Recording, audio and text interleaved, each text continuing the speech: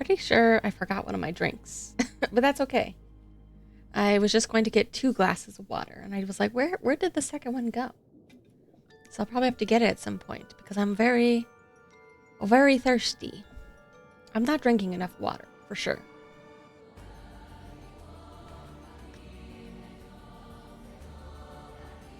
Ugh. My current water bottle that I use is one I got for free at my last job. I think this is the first time I've had a bottle that has like one of those straws. Like inside the bottle, built into it. So I was kind of confused because I was like, oh, it has like a little air intake thing so it can displace the air while I drink. But then I feel like it's always whistling while I drink.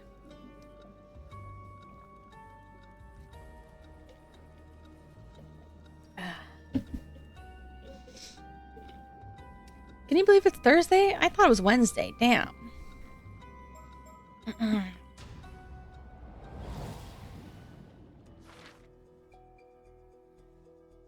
Alright, we didn't technically finish Sato Root, but I'm so curious. I want to know so much about Yumeko Shiki. And Arnavru is interesting, but boy, this one is so freaking information dense. Oh, excuse me. Oh, let's see our new relationships. Friends. Hate? But they're in the same... Are they in the same gang? The Gull Father. Second in command of the Ocean Outlaws hooligan gang. This sharp-feathered bird is instantly recognizable by the chic black band on his tail feathers. Beneath his sunglasses, his sharp red-rimmed eyes are constantly focused on the top spot in the gang. These ambitions have led him to scheme with others in an attempt to exploit any cracks they can find in the Albatross boss's overwhelming charisma. Yeah, the stickers are so cute, aren't they? They were in the first game too.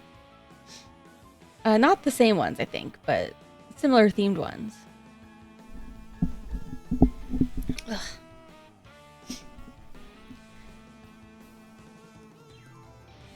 I like this guy's hair. Gull and Roses. Ocean Outlaws Hooligan Gang. Pompadour Bird. Which one's the... this one? Little Blue.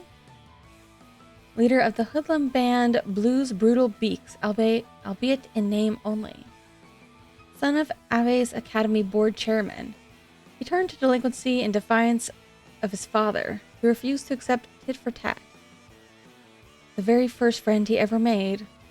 Though small in stature and timid by nature, those who have seen him cornered tell a different story, describing his berserk behavior as that of a bird possessed.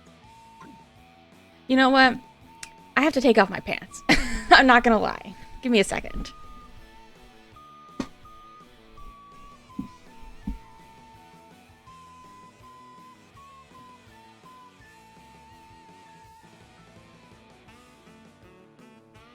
Okay. Sorry. Those pants, I bought these like pair of like pajama pants, but they're too big. I should have just returned them. They're way too long. And it's just too much. There's too much of him. My legs are kind of short. Like, I'm not very tall to begin with, but I'm also like not very long-legged.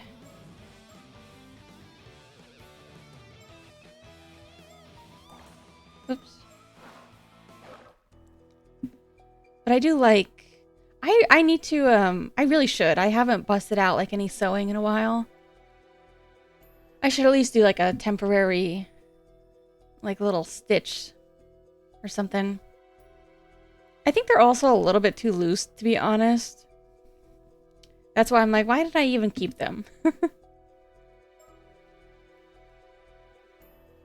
you know, there's something about, like, plaid pajama bottoms. Like, nothing else hits the same. You know what I mean? I used to always wear those when I was younger. Yumeko Shiki and Soto Kiryu.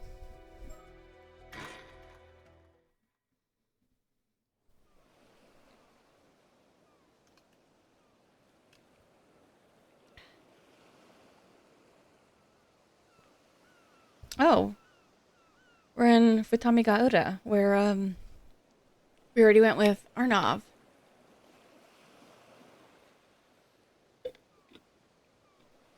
Excuse me.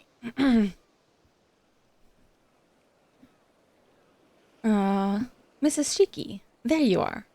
Sorry for calling you all the way out here. Not at all. Thank you for bringing the case to our attention. I hear you have an unusual corpse on your hands. Look at this Beatles-looking motherfucker. Well, forensics aren't here yet, so I honestly don't know whether it can even be called a corpse or not. But I do know it'll cause a stir if anyone catches sight of it, so right now we're just trying to keep the busybodies away.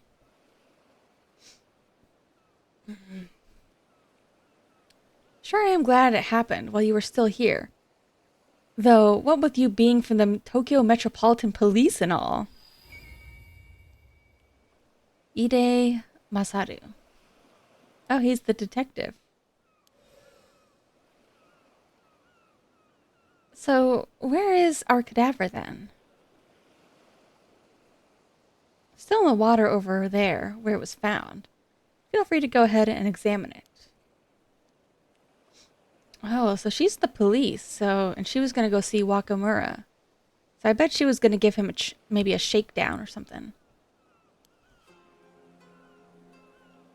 Oh, there it is.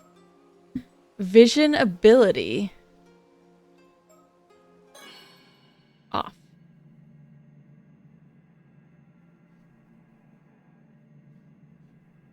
Oh. Sticker.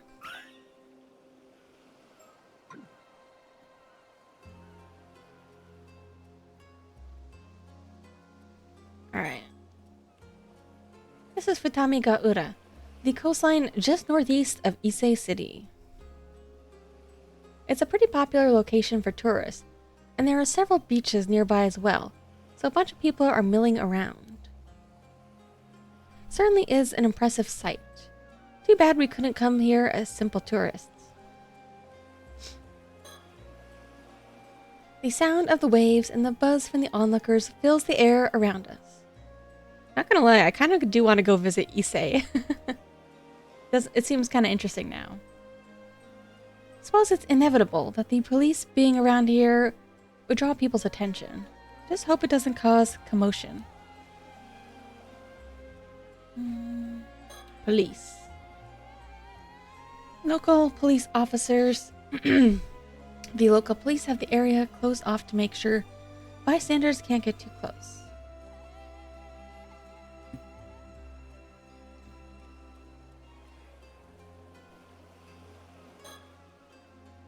This is Masaru Ide, a detective from the local police.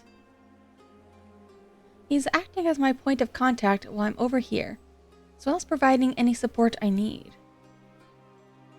I don't doubt it's quite a troublesome assignment. There are a lot of things that need to be kept secret for one. He's very good at not prying into the particulars while doing what needs to be done, occasionally grumbling, notwithstanding. Given what this case has ended up involving, though, those particulars may not end up remaining undisclosed for much longer.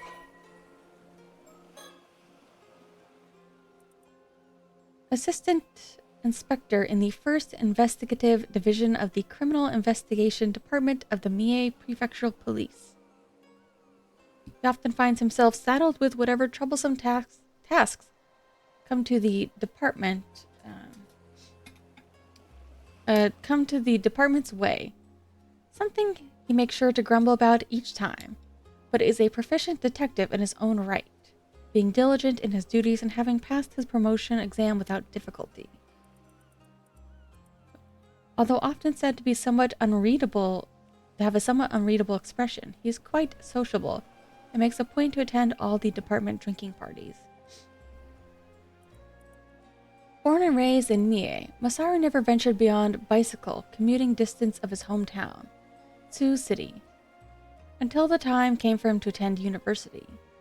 With no particular plans for his future in mind, he took the employment exam for police officers, figuring that a local government job would at least be stable. He had no admiration for the police or any strong sense of duty or justice, but he found the strict discipline of the police force suited his personality. He quietly married a fellow classmate from the police academy soon after graduating, and at home he takes on the role of a doting father to 2 sons and a daughter. If pressed to discuss his hobbies, they would include walking, combination puzzles. Strangely enough, he often happens to be walking nearby whenever incidents occur, leading to him being the first on the scene, even when off duty, something his colleagues frequently tease him about. Happily married with kids. At first glance, he seems to be the sort to find hard work troublesome, but he's proven himself to be quite the thoughtful individual. If that attitude of his is a deliberate ploy to get those he's dealing with to lower their guard, he's certainly not one to be underestimated. Alright, let's see my buddy. This is Soto Kiryu. He's working with me as my assistant for a long time now, although he usually makes his living as a psychic detective. He's not officially with the police, but with my assignment being what they are, he has special permission to accompany me on investigations.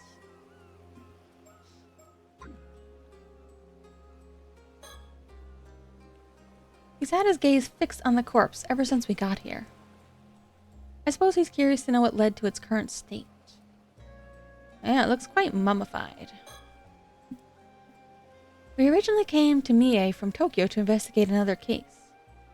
But with so many other incidents occurring, I can't help but get the sinking feeling something troublesome is about to happen. Detective Ide has been a huge help to us so far. Might be able to reveal some of our circumstances to him.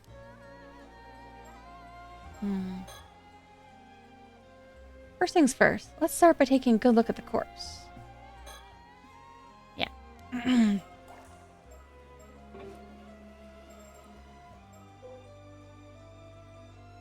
25. An independent psychic who makes his living as Japan's only psychic detective. Soto has no permanent residence, instead traveling throughout the country for training and resolving any metaphysical incidents he comes across. Something which eventually led to him gaining his current moniker within the industry. Although he has calm and taciturn personality and is possessed of a sharp mind, he is surprisingly sensitive by nature. However, this trait does not extend to mercy towards spirits and other phenomena, which he often ends up subduing by force.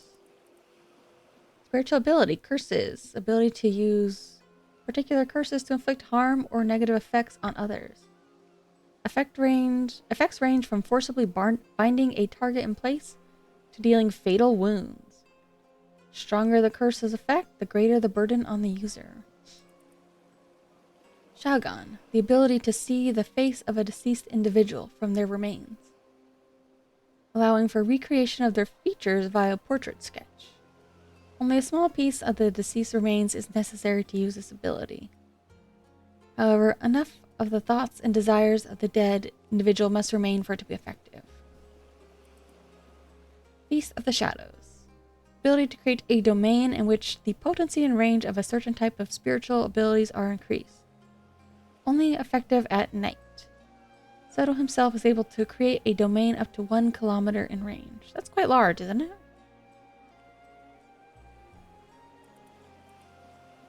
Soto's family runs a small shrine dedicated to a certain onmyoji from the Sengoku period. This onmyoji is said to be an ancestor of the Kiryu family, which may explain why their bloodline has produced many individuals with a strong spirit sense over the years. Soto was born with an exceptionally potent spirit sense, even within his lineage, leading to his abilities catching the attention of the legendary psychic Itensai Shiki when he was 8 years old. Itensai subsequently took him under his wing as his protege, and Soto underwent rigorous training under his watchful eye. Even now, he's always quick to respond when summoned by his mentor's wife, Yumeko Shiki, and often supports her during work. Also has a keen interest in swords, and extremely knowledgeable about blades from all countries and eras. Hers is not updated yet. So her husband's the connection between them.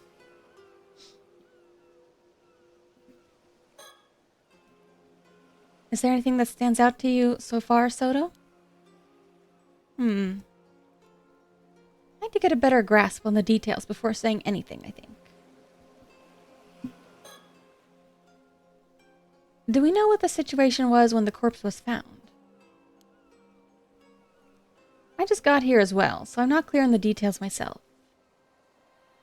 From the sounds of it, a local civilian happened across it about an hour ago as they were passing by. They got us on the scene immediately, so no one else should have seen it. That's a relief. We don't want people making themselves into a frenzy over this.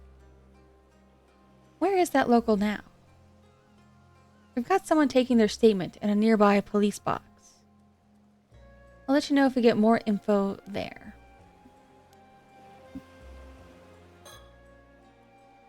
Yeah, alright. Let's look at the body. Oh. It is quite mermaidy. I wonder if this is like one of the swimmers they mentioned who went missing. But it's all mummified and mermaided. So this is the corpse in question? Unusual is certainly one word for it. It's all dried up now, almost like it's been mummified. Apart from that, I'm pretty safe to say this is a mermaid, right? Let's take a closer look.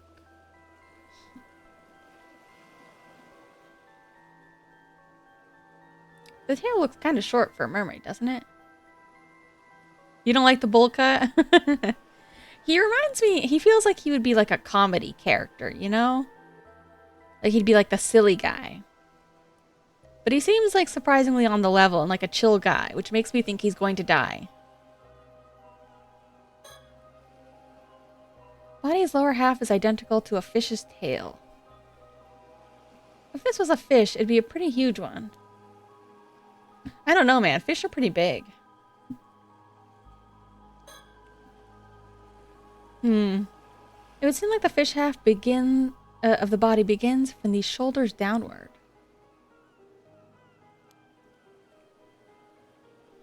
Of Gil? From Simpsons? Old Gil, you mean? No way. That guy's pathetic. Bowl cut here is like, he just has a haircut that doesn't flatter him. If you gave him a different haircut, he would be a totally different character, you know? All the mermaids I've ever seen had the fish half start from the waist down. I mean, this is kind of a human torso. It just looks like more of a masculine torso, I guess. But maybe its arms are looking a little fishy. It's kind of like right under the rib cage. A little bit higher than the waist. His posture? Maybe. But I think I don't know, I think most of the characters in this game have like a lot of his similar mannerisms. If it is a fake, maybe whoever made it didn't do their research. Really, several of the mermaids described in old Japanese legends had their faces mainly as only human part, though. Seriously? Guess that makes me the one who didn't do their research then.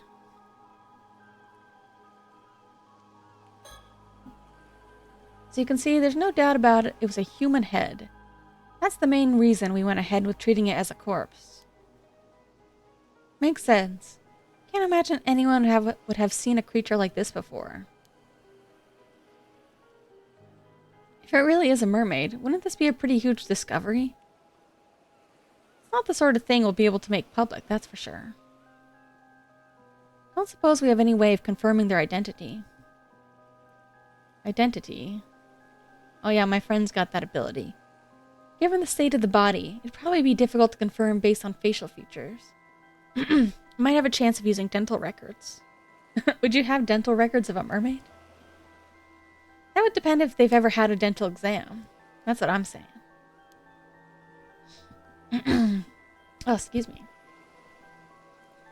Honestly, I'm kind of leaning towards it being a fake of some kind. What do you think?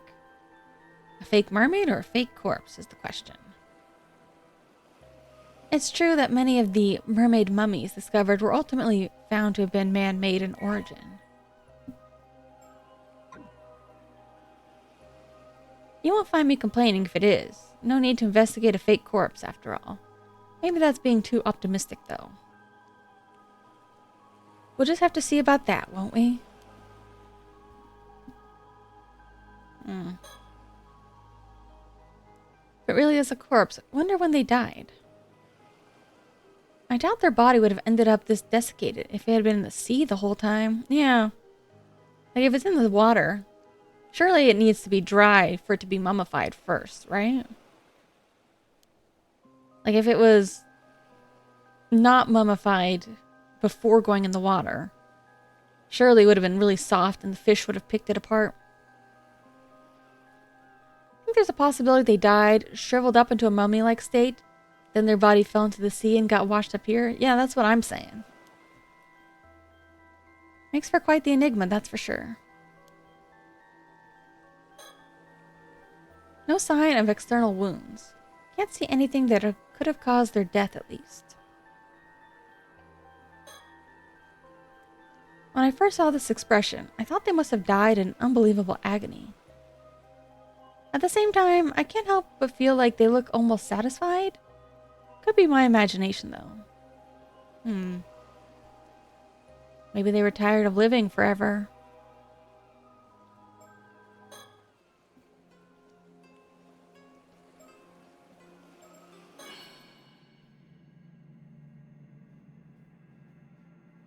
Isn't this his ability, not my ability? So why am I able to use it?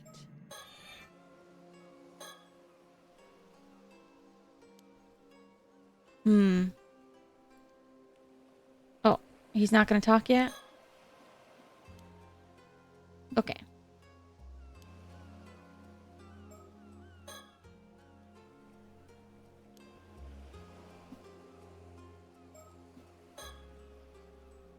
If we really do have a mermaid on our hands, do you think all those stories about becoming immortal from eating mermaid flesh are true? Oh, you're curious about that too, detective? I don't know if I'd actually want to eat it, though. Living forever doesn't necessarily mean you'll be happy, you know?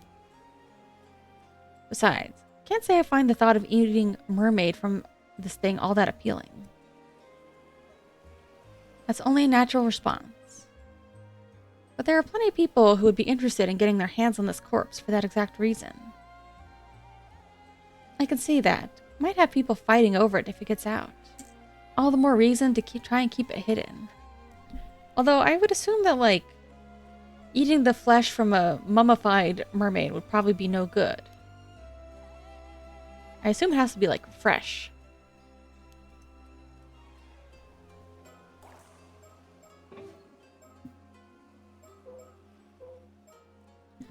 Mermaid mummy. Relics believed to have been either the embalmed or mummified remains of mermaids are preserved in temples throughout Japan. Among them, several are said to bestow blessings such as eternal youth, longevity, or sound health, and are treated as objects of worship. In the 1970s, some garnered so much attention after being featured on TV that people traveled en masse to see them, prompting some temples and shrines to discontinue public viewings. Mermaid mummies have been documented in other countries. In the 1800s, the exhibition of mermaid mummies as exotic curios became a widespread phenomenon across Europe and the United States. Although these mummies were originally believed to be genuine, subsequent analysis has revealed fibers from materials such as wood and paper in their composition, exposing them to be man-made in origin. The quality of some mermaid mummies crafted in Japan during the Edo period was particularly high, with several being widely circulated, especially in Europe. However, the revelation that many of these mermaids were man-made does not disprove the existence of mermaids, and debate on the topic continues even today. I don't know, man. It does seem like they're quite easy to make. quite easy to hoax. I've seen like really weird taxidermy things like that. Like somebody who did like a monkey and a crocodile, so it looked like a little crocodile mermaid.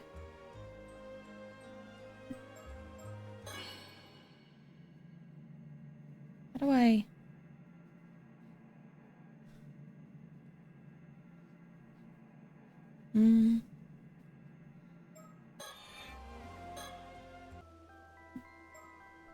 Or like...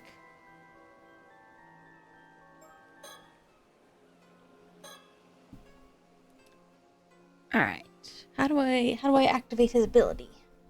On the corpse. Can you help, buddy?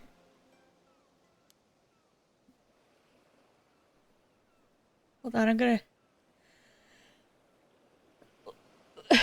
Oh, jeez. My sneeze vanished. First of all, based on the state of the corpse, I think it's safe to say this is another case of the curse of the forsaken fish. Oh, they have like a curse causing it? Some of the residual curse energy is still lingering around the body. Just as expected then. Suppose that's no surprise. Huh? What was that just now? We'll try to explain our understanding of the case so far, Detective. I realize some of it might sound a bit absurd, but please bear with us. The corpse is neither fake, nor could it be called a mermaid. It is the remains of a human, one transformed into a fish as the result of a curse. What? A former human? And a curse too? Pretty hard to know what to say to that. One thing's for sure. That's not exactly going to fly in the case report by itself. Mind explaining a bit more for me?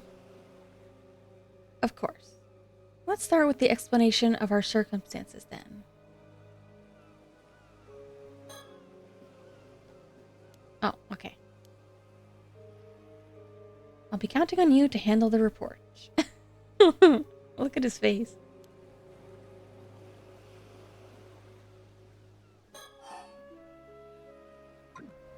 Oops. I should start with a brief explanation for what the department I work for. Aren't you part of some secret department in the security division over in Tokyo? Are you sure you should be telling me something like that? I'm not going to get caught up in anything troublesome if you do, am I? No need to worry. I doubt it will come to that. Probably. Our work is mostly kept a secret because it's something of a pain to explain to people who will accept, let alone understand, the circumstances each time. But you've been very supportive so far, so I can't imagine it will be a problem. If you insist. As you say, my department is indeed part of the security division. Its proper name is the Paranormal Affairs Bureau. I don't remember if Tsutsumi worked for them actively or if he just had knowledge of them.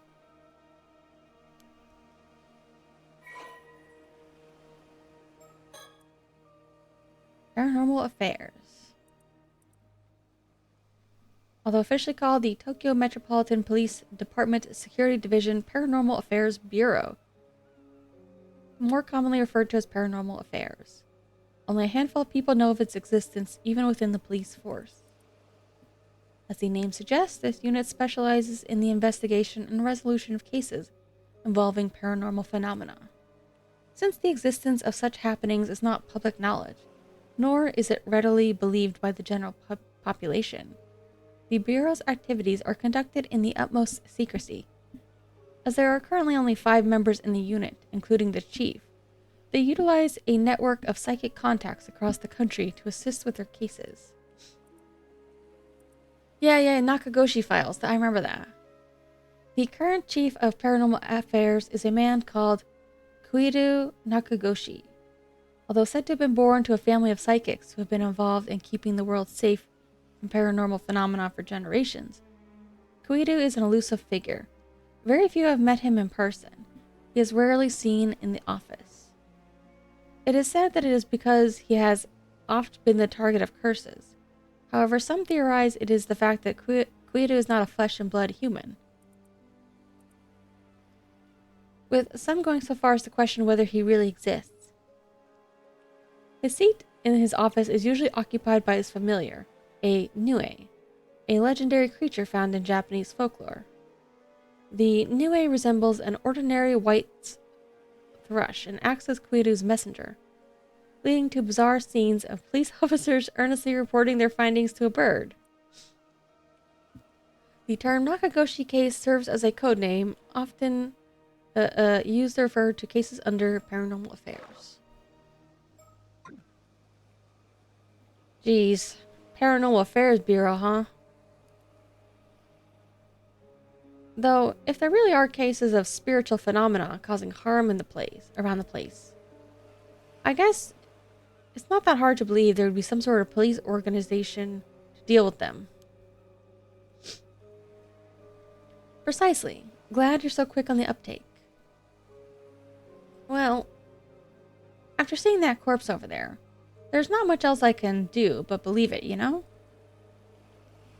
Does that mean you have spirit sense? Or some other kind of psychic power? Not to any notable degree, I'm afraid. As I mentioned, I'm primarily a housewife.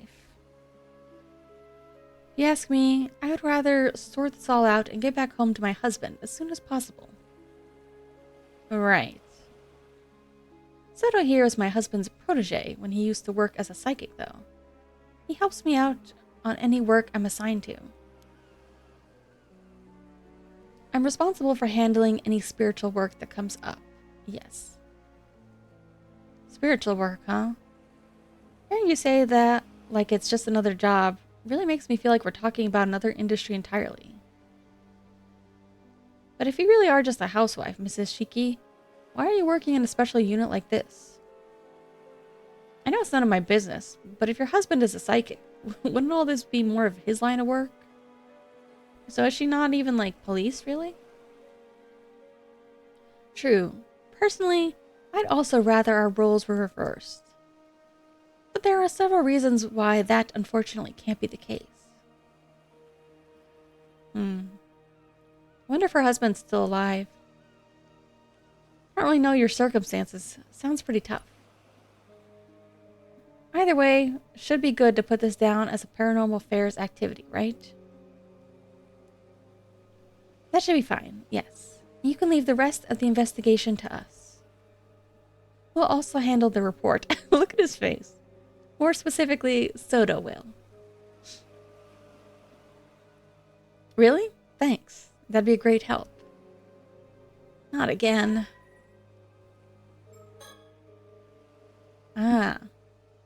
Woman who balances her work as a housewife with her position as a full-time employee of the Paranormal Affairs Bureau, secret department within the Tokyo Metropolitan Police. Although the very image of a refined lady in appearance, she has a surprisingly free-spirited personality, tends to find anything she has no interest in too bothersome to take seriously. Things that do catch her attention, on the other hand, often command all of it, and she will actively involve herself in looking into them. She utterly adores her husband, swooning in admiration whenever the topic turns to him. She is also viewed with affection by her coworkers, who call her ma'am. Out of the 5 current full-time members of the Paranormal Affairs Bureau, Yumiko alone lacks any particular metaphysical abilities, despite possessing a meager degree of spiritual sense. Even so, she was chosen to be part of the Bureau's elite unit for a very particular reason. Reasons only known to a handful of people close to her. There was once one other member of the Bureau who had no paranormal powers to speak of. Veteran police detective Tetsuo Tsutsumi. The two occasionally worked on investigations together. When dispatched on assignments now, she always pairs up with the freelance psychic detective Soto Kiryu, leaving all paranormal-related procedures and often her much-despised paperwork to him. Yumiko's husband is also a psychic by the name of Itensai Shiki, and Soto is his cherished protege. I think I'm gonna, hold on a second. I think I'm probably gonna maybe mute and try to blow my nose. Give me a second.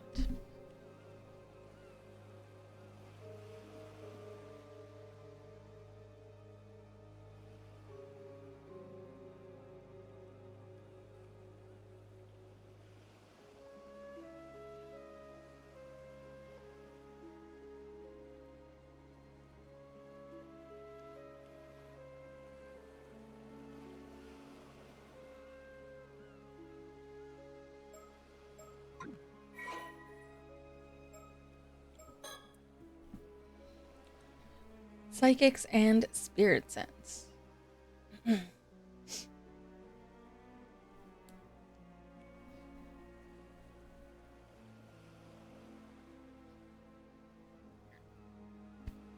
Ugh.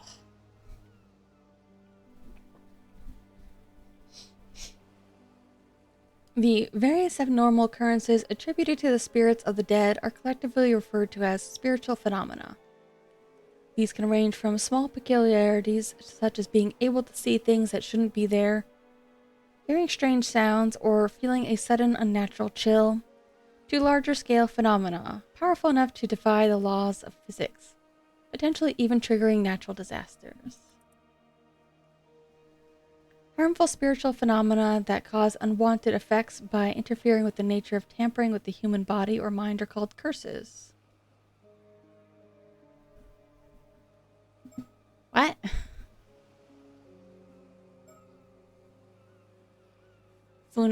Funama? What?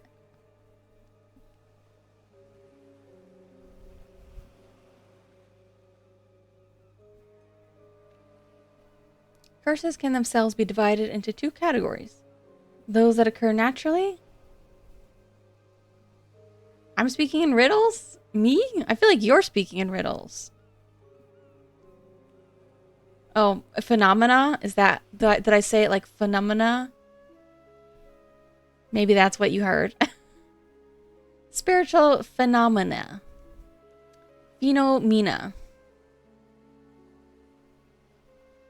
It's hard speaking, okay? Let's see you do it.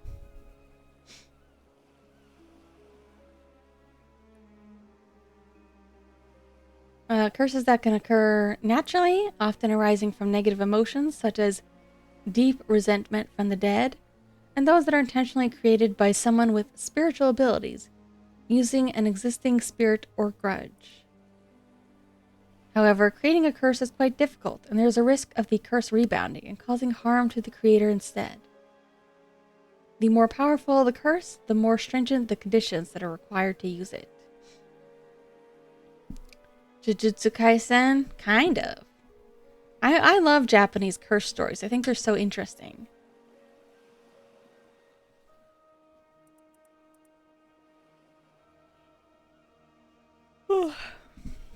The ability to sense the energy of spirits and spiritual phenomena is known as spirit sense.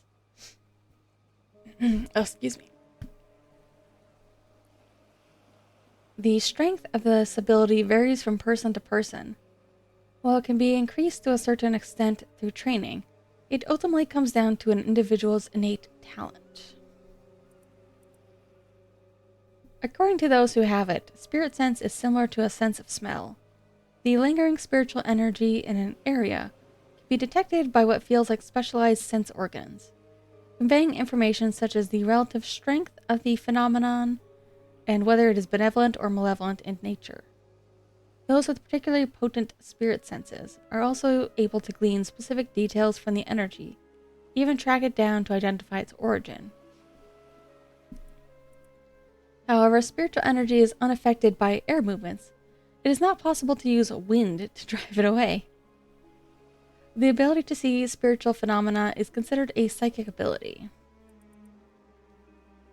Spiritual phenomena occur regardless of one's ability to perceive them. So many people that lack spirit sense are affected by such phenomena without any awareness of the cause. As spirit sense is impossible to quantify, comparing its strength between individuals is difficult. However, as tolerance to forcible exposure Uh, However, his tolerance to forcible exposure to spiritual phenomena is comparable to a tolerance to alcohol. There are those who use this comparison when explaining to others. Psychic abilities. Special power to interact with or influence spirits. Covers a wide range of abilities, from simply being able to see spirits to being able to directly control or exercise them. It also includes the ability to intentionally induce spiritual phenomena in order to use specific skills such as peering into the future, capturing images with psychic photography, or searching for objects using dowsing. Individuals who possess such abilities are known as psychics. People who possess spirit sense but lack psychic abilities are particularly susceptible to the influence of spiritual phenomena, whether they are aware of it or not, and as such often fall victim to supernatural disasters or disturbances. Hold on, I'm gonna try to maybe blow my nose again. Give me a second.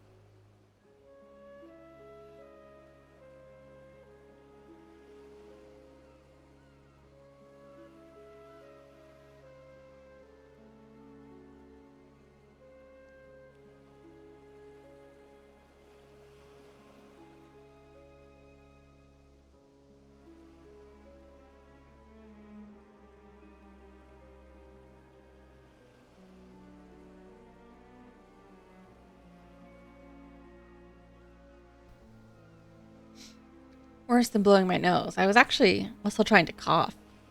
I feel like I've started to get a little bit of post-nasal drip where it's just going down my throat and not out my nose. Ugh, it's hard to talk with all that snot down my throat.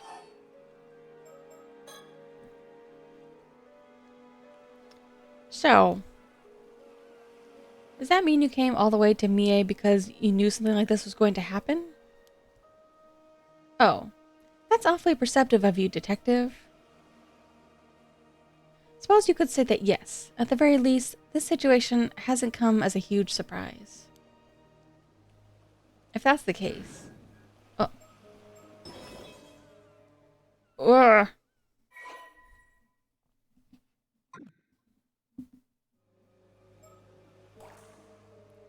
Was the body from the other day one of those cases too? Yes. Seriously, sounds like a pain to deal with. Oh, excuse me. Koji Yakusho? Who's that? I feel like I always wait until stream to do all of my drinking in the day, you know?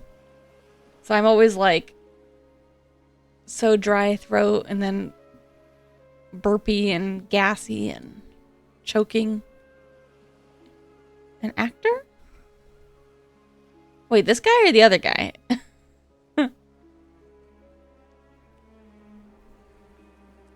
Ew?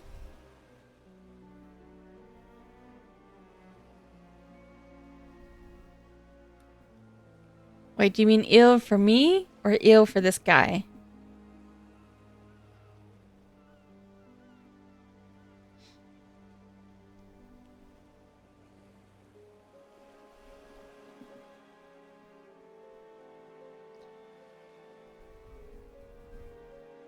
Shall we dance? I have seen that actually. I've heard Cure is good too. I should watch Cure.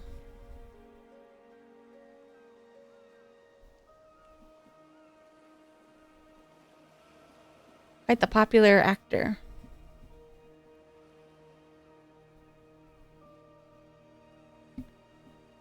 The F word? Phenomena? What?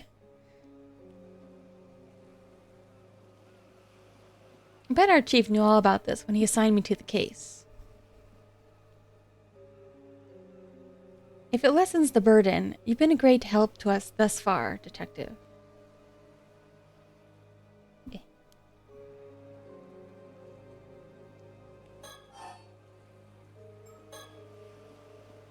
The chief. Don't find occult stuff, so I've been asking all these questions out of curiosity. It's probably best I don't get too involved in all this paranormal business, right? You must have had a good reason for keeping it under wraps, after all. I think that'd be wise, yes. It's too bad her husband is still alive, because then she can't date the boy toy over here. I guess there's always room for a threesome. Still, I would never have thought that there's curses out there that can turn people into fish. And it only half worked.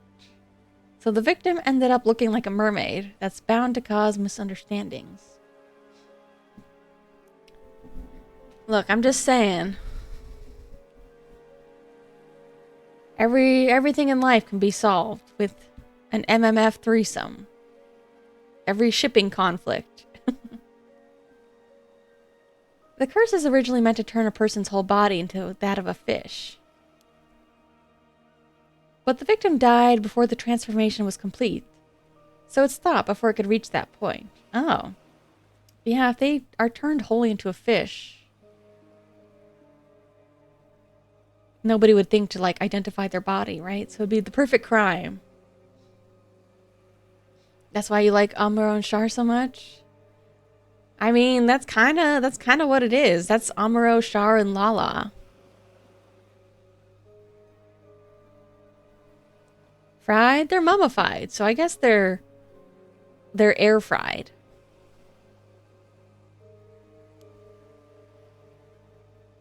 The vast majority of the mermaids discovered over the years are either man-made fakes or victims of the same curse. To be honest, part of me was kind of excited when I first saw what it looked like. Thought it might mean there are really mermaids out there, you know? Exactly like the ones you hear about in stories. I'm afraid we can neither confirm or deny these things. I get what you were asking about the corpse's identity now.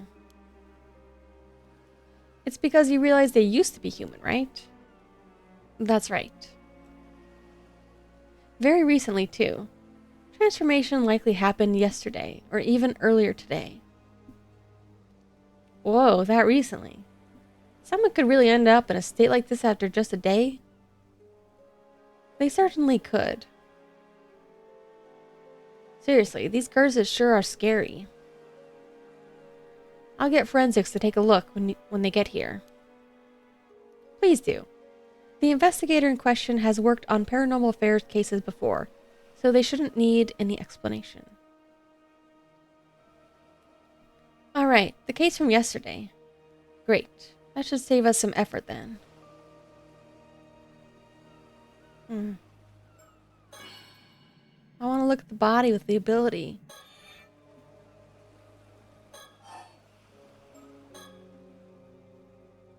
Cursed one day, mummified corpse the next.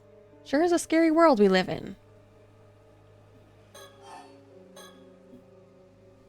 You know, I sometimes find myself wondering if I have a bit of spirit sense as well. There have been times I've caught a sight of a strange thing when walking down a road at night. When I looked into it, turned out I found out that the place I'd walked by had been the site of an accident or the like. Oh, that might be the real deal then. Definitely a possibility. I would advise not going too close to anything you see of that nature. It becomes easier for them to target you if they realize you're aware of them, you see. Guess I'd end up getting possessed or something. There is that danger, yes. In the event you're possessed. I had to double check to see if that was an emote or if you were just making that noise. This reminds me of, there's a very popular type of, like, psychic adjacent spiritual phenomenon. I think it probably also exists in Japan, but I think it's mainly, like, I don't know if it's, like, America or England or whatever, but it's called streetlight interference. And really cool because they call the people who have this ability sliders, SLI, for streetlight interference. And it's basically like, if you've ever experienced, you know, some people feel like they're very unlucky when it comes to like technology or electronics. And it reminds me, like, I used to, when I was in high school, I lived in this neighborhood, and I would often walk my dog at night. And it felt like a lot of times when I would walk under like a street lamp, it would go out. It was very spooky. I think it was just that there were a couple street lamps that were a little fritzy in that neighborhood. But it was like, because it was the Midwest, you know, neighborhoods were quite, you know, backyards and stuff like that, spaces between houses were quite large. And so once one of those lights goes out, it's quite spooky. But I had a flashlight too. Come to think of it, why did my parents ask me to do the nightly dog walk? It's quite, I mean, we were in quite a quiet neighborhood too, because it was a recent development, so it was a little far out. So I don't think I have any slider abilities, but I do think about that still. At the time, I was definitely like, it's me, I'm the one who caused the light to go out, you know? I don't know, I think that's kind of interesting. But people do have, and stuff like that also gets more into like people's a little more sciencey or pseudoscience explanations of like, is there something in human bodies that can interfere with electronics or magnetism? Yeah, sliders, SLI, for streetlight interference. And then they just gave them a cool name called sliders, which is an awesome name, by the way. I think that's badass, you know? Like they hit the, for an ability that's like just kind of mid, they really hit the jackpot with that name. Espers? Slider is a specific type of esper, excuse you.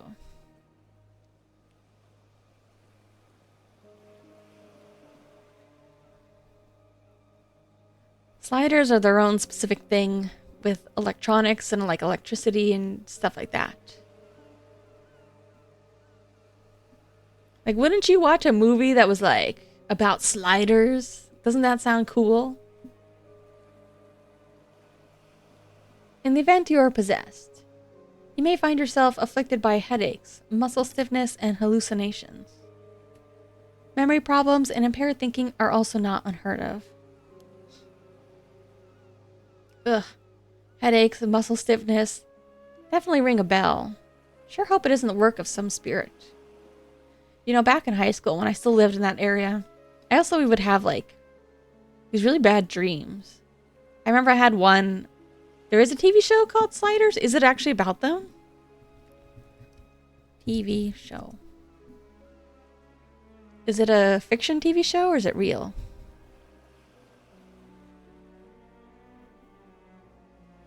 Science fiction. Fantasy. Oh. Is it more like they jump between worlds? That's different. They stole the name.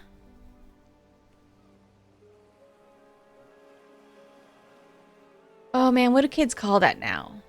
What do the TikTok kids call that now? It's like manifesting or whatever. Those people who are like, believe that they can go to their fan fiction world in their sleep. And that it's real. What is it called? I forget. Uncafistation? What? No, what is that actually called? I'm blanking. Oh my gosh.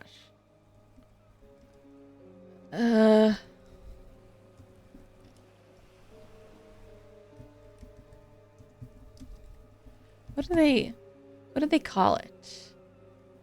It's like a dimension hopping thing, but they call it something specific.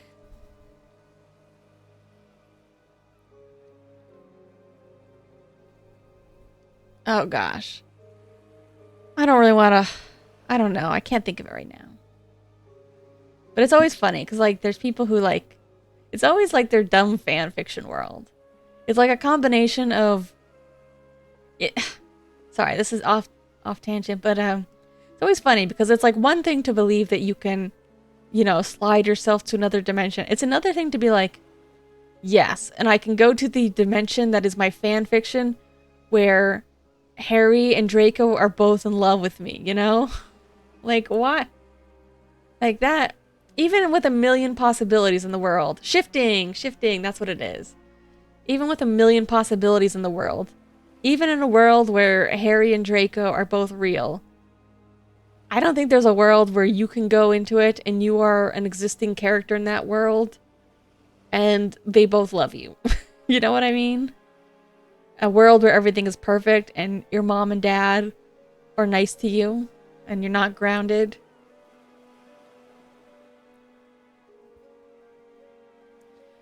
I mean, honestly, people who are into that, maybe they should just get into drugs.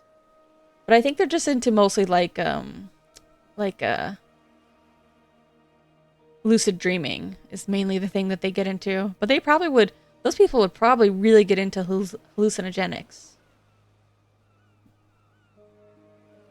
Reality shifting. Man, I think stuff like that is so dumb.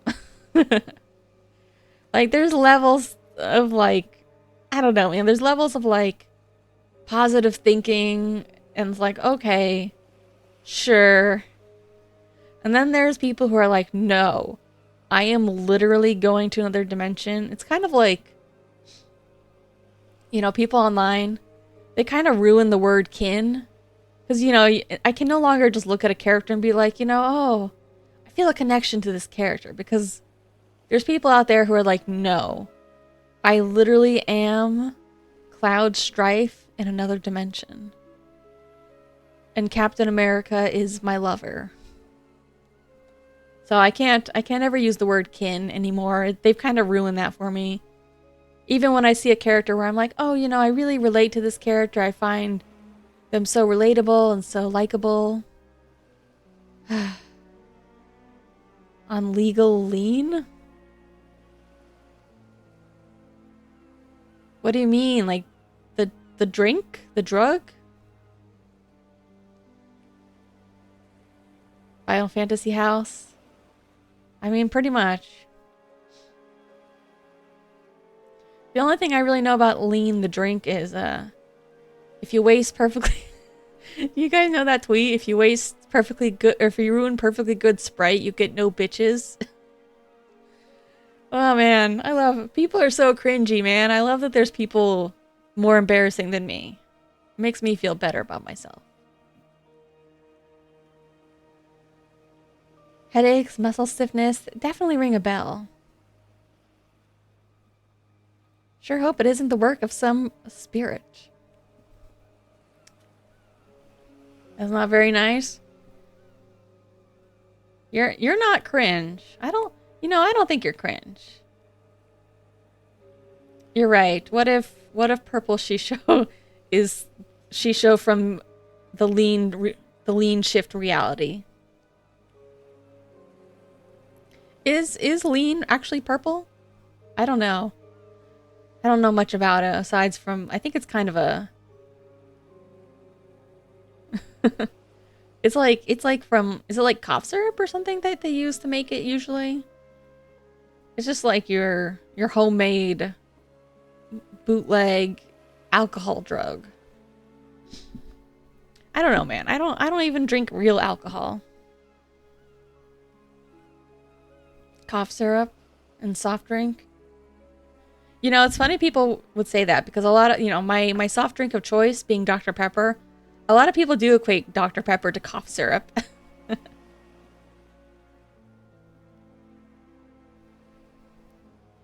White girl speaks in perfect AAV. E. Shocks lean plug. Why do you need a plug for lean? Can't you just make it yourself? What is it, some secret? Is it so hard to get cough syrup where you live? I do know, though, that some places you can only buy so much of that kind of stuff at once before it dings you.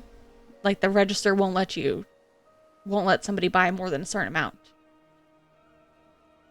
Mixing prescription grade cough. Oh, it's prescription grade. Oh, see?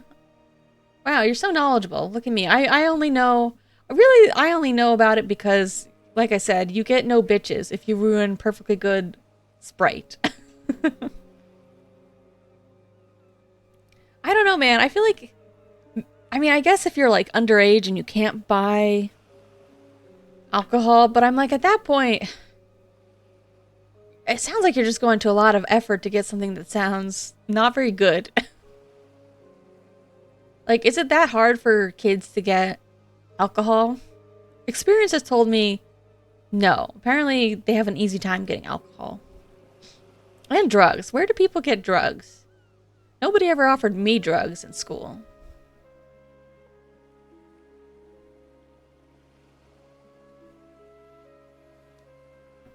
Lean is cool. You know what? That's the other thing that I think of when with lean is, I have heard people references to her.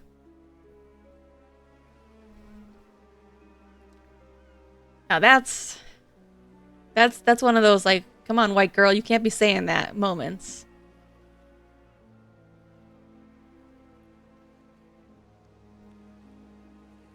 Look, I have real narc energy, so even my friends who were like a little more, you know, into the drugs or alcohol, they weren't doing that around me, okay?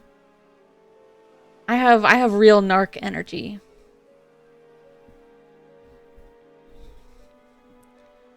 I just went home after school, watched my anime, was on DeviantArt, and that's how I spent my night.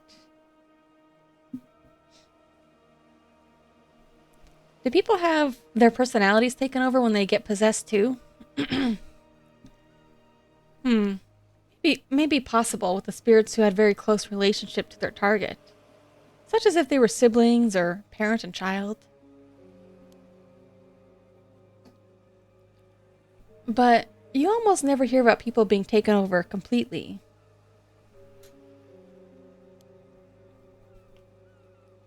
Anyways, don't do lean, kids. Ask your parents to buy you just regular alcohol. You know, getting into that kind of stuff. Like you don't want to do something risky like that. I mean, I don't think it'll kill you, but probably not good. And you'll get no bitches. The negative effects I just mentioned are primarily caused by the two parties not being in sync. Well, you're German, so I imagine the drinking age is quite low for you anyways. That's good to know, I think. Even if a spirit were able to successfully possess someone,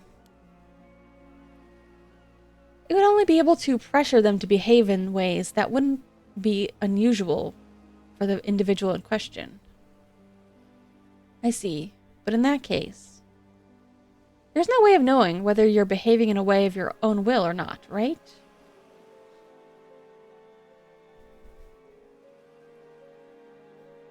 $16, beer and wine. Wait, what do you mean by hard stuff? Do you mean like hard liquor or like cocaine? Like what? What do you mean? I wonder why.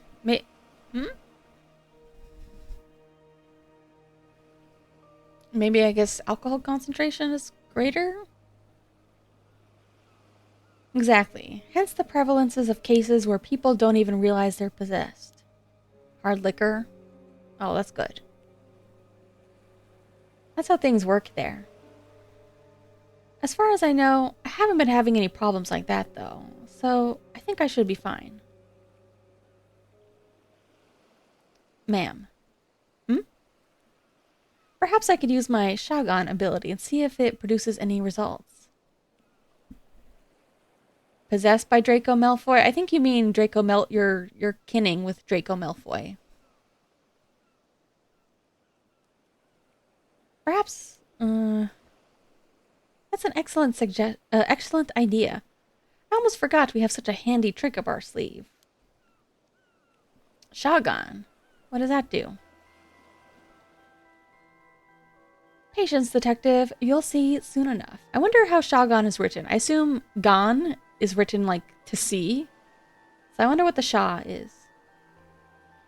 Maybe Maybe it's like in Shashin, like photo.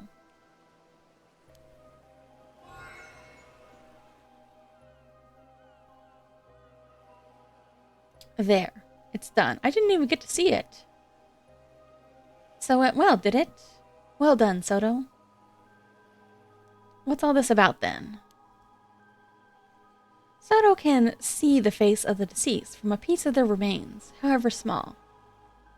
He can then sketch their features based on what he saw. So that's how you got a sketch of the victim in the other case. An ability like that would be priceless if we could use it on the force, you know? Well, I hear it doesn't always work, so it's unfortunately not foolproof. So, what did our victim look like? I think it would also depend on their... Oh, that's his mother. That's Mare. About that, I think it might be faster to see for yourself.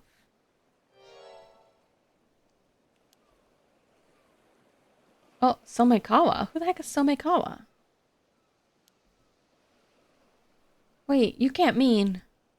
It looks like Mare. Mare Minakuchi. Eh... Eh?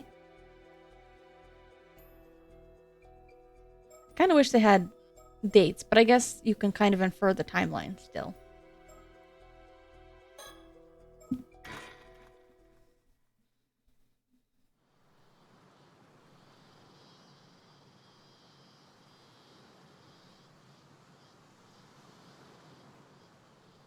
Welcome, ma'am. I've been waiting for you.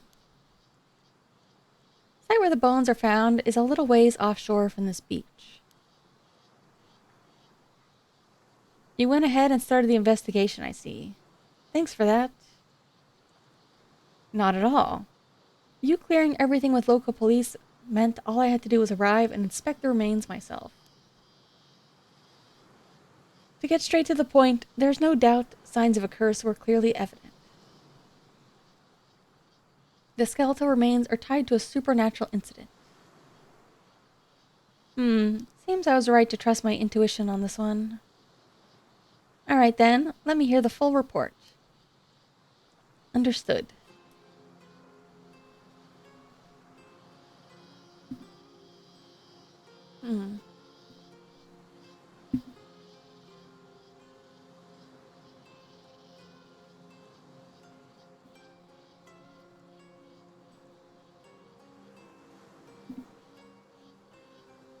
No stickers.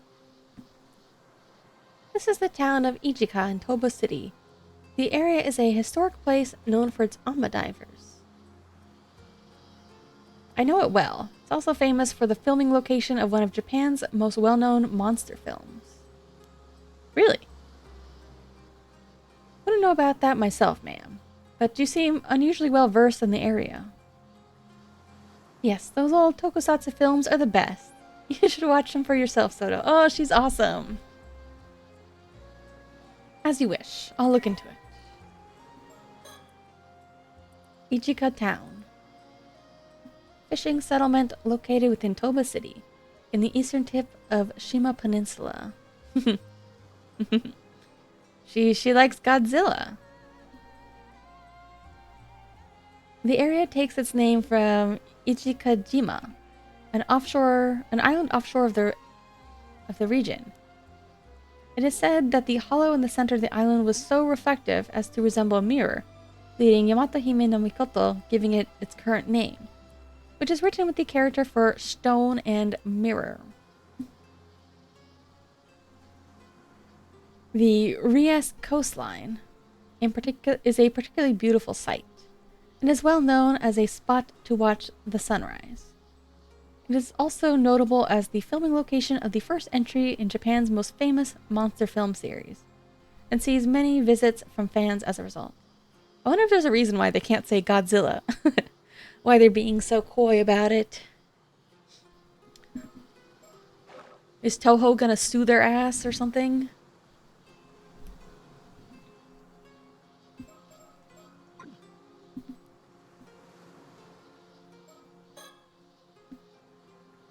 I read already planned to come here to Toba and Mie Prefecture together with Soto on another case. But the news of skeletal remains being found in the area caught my eye, so I sent him ahead to investigate. As expected, it turned out to be the result of a curse, likely a troublesome one at that. Okay. I love Japanese curses so freaking much, man. They're awesome.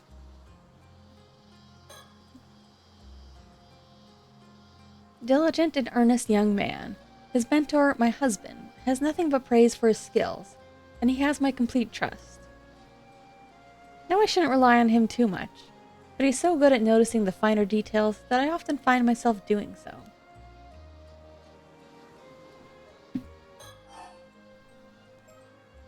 Tell me about the sea. You can see the sea from here, all the way to Kameshima. Do you sense anything out there, Soto? Yes, I do. The waters south of Kameshima are saturated with the powerful presence of the curse of the raging waves. I can sense it even from this distance. That's how strong it is. Is that so? Looking out to sea, I can't see a thing. Just hope this means we've made it in time. Even during the disaster 5 years ago, the energy was never this overwhelming.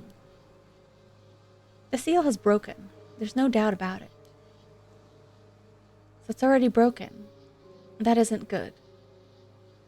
The sea still seems calm, though. Does the storm not break out immediately? Yes, something seems to be holding it back for now. Oh, there's a silver lining at least. It seems stable for the moment. We probably have 2 or 3 days of safety. Then we've got a bit of breathing room. Perhaps there's still something we can do.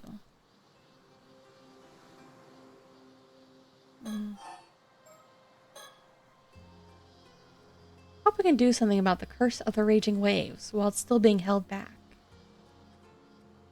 But despite all efforts, we still haven't found a way to lift the curse. We might have quite the struggle ahead of us. That's really the heart of the problem, isn't it? We have no idea where your ancestors' keepsake is either. I wonder... They said he was into swords. I wonder... There was a sword lost in the sea, I believe. I apologize on behalf of my family. To begin, shall we review the details of the case? Is that really necessary? Summarizing may help us notice something we missed. Not a day goes past when I don't admire your diligence, Soto. My thanks. I'll strive to be brief. A few days ago, fishermen off the coast here hauled up a large, rod-like object. It resembled a human bone, so we notified the police. That was about 10 days ago. So we fished it up completely by chance. Following that, the police conducted an underwater investigation of the surrounding area. They discovered multiple skeletal remains in the fissure beneath the rocks. All the remains were already severely deteriorated, with each being several years to several decades old.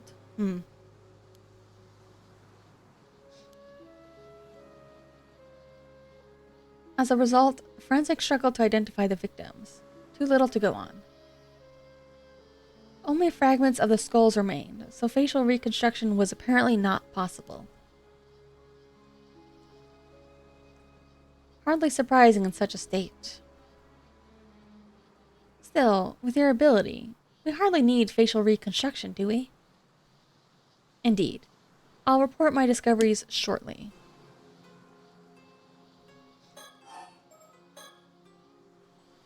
You know, one possibility comes to mind. Will you humor me?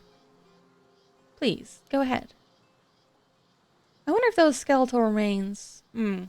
I was gonna say so bodies we know are in the sea. We know that there was the accident 5 years ago, and I was also thinking originally about all the people lost hundreds of years ago, but surely not hundreds of years. They would have known if it was hundreds of years. So I assume it's probably from 5 years ago. Could it be victims of the Kamishima Southern Sea disaster from 5 years ago? Well, I mean, these guys are quite skeletal, so. Regrettably, that is not the case. Darn. Please don't sound so defeated. Forensics confirmed 5 bodies in total. 5. But they said each had decomposed over a different length of time. Cortisol? Get out of here with that talk.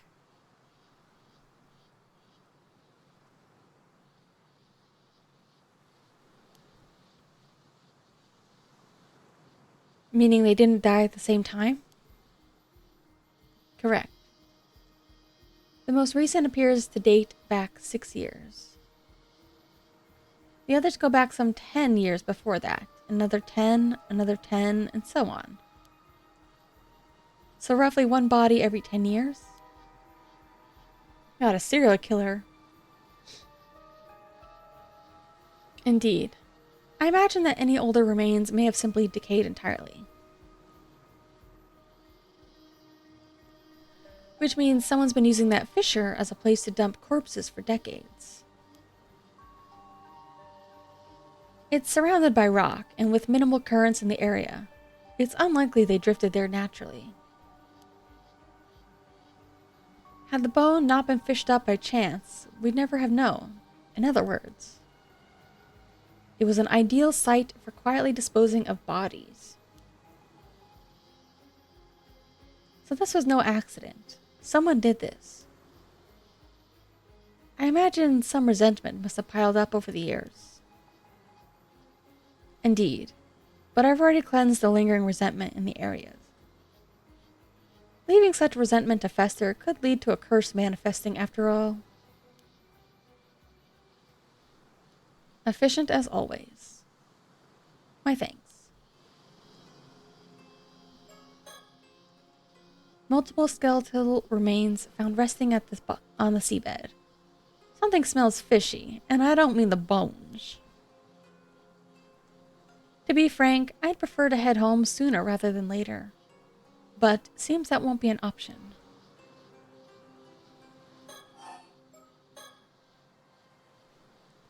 There's one more point of concern that all the remains have in common. Go on. Each body bore a clean, precise cut, clearly severed. Severed? You're saying they were sliced straight through the bone? Exactly. Each was sliced down through the bone, with a clean cut as smooth as the last. Forensics noted that reproducing such uniform cuts would be extremely difficult. Even with industrial equipment, such precision would have been unachievable decades ago. One possible explanation is that a master swordsman wielded a razor-sharp katana, cleaved each of them in a single stroke. Well, that would explain it. But warriors don't exactly run around with swords in this day and age. Which brings us to the possibility of a curse, I suppose. Correct. If the cuts were made by supernatural means, the rules change. As it turns out, there were traces of a curse at each of the severed points. It was just a matter of time until we found one. Also, for the briefest moment, I glimpsed a curse echo that looked like a warrior in armor. Oh, that's the same one we saw. Curse echo in armor. Yeah, that guy. Judging from the crest on its armor and given our location, appears to be tied to be the curse tied to the Heike, Yeah.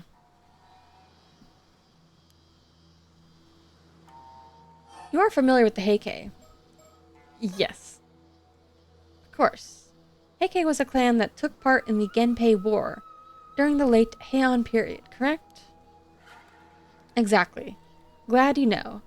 That makes things easier to explain. The Heike were defeated by the Genji during the Genpei War and were ultimately destroyed. The tale of the Heike preserved just how prosperous they were before they fell. Many who lived through the downfall carried deep regrets. Their resentment is especially persistent. Many traces remain even today, and they can be quite meddlesome. Indeed, you hear about it all over the place. I guess even by expert standards, it's quite the problem. What's more, the katana that Curse Echo carried.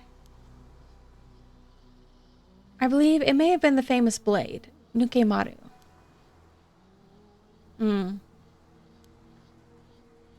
Yes, blade passed down through the Heike, once wielded by Taira no Tadamori. See, it would seem your love of swords has proved rather useful here. So you're saying is that those skeletal remains were cut and killed by the power of Tadamori's curse. Can't say it was Tadamori himself, but I'm confident it was a curse from someone within the Heike. At the very least, it offers an explanation for those mysteriously perfect cuts. But the body's being dumped every decade. Surely can't be the curse too, can it? Correct. I imagine that part likely involves further intervention by someone else. So this wasn't an accident by some spontaneous curse. There's a perpetrator out there. Yeah. I think whoever Wakamura was in dealings with was using the curse. Actually, let me see. What does the emblem look like for Heike?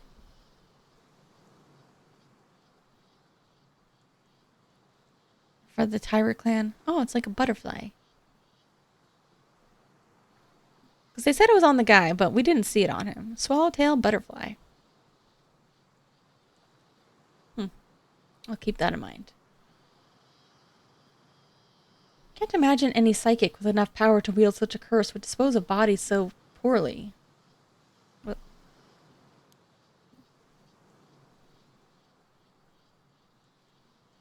My theory is that someone is using a curse stone. They're killing through its curse, then discarding the bodies. Curse stone. Think of it as a talisman that lets even those without spirit sense use the power of curses. They're created with intense resentment, fuses with a suitable relic. Sounds dangerously convenient. There were a few incidents involving curse stones in Tokyo last year, actually.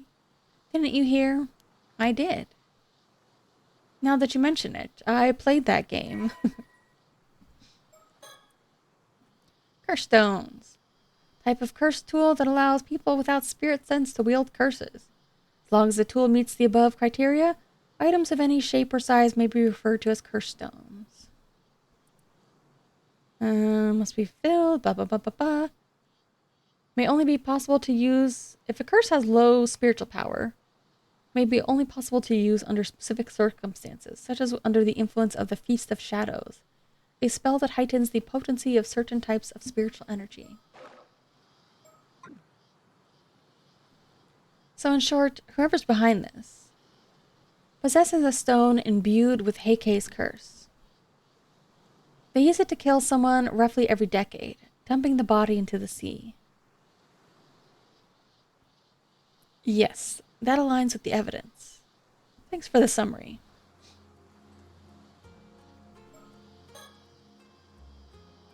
And now there's this curse stone imbued with the curse of Heike. The whole thing is turning into quite the headache.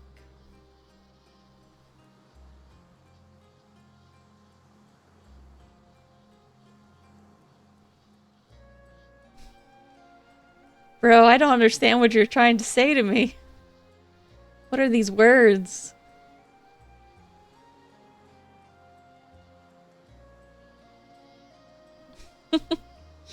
What are you saying?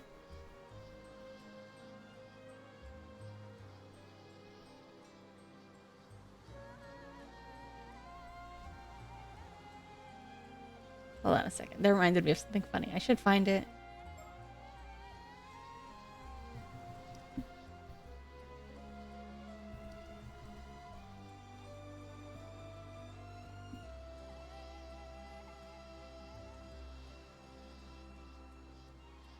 Oh, I'm not going to be able to find it. Nope.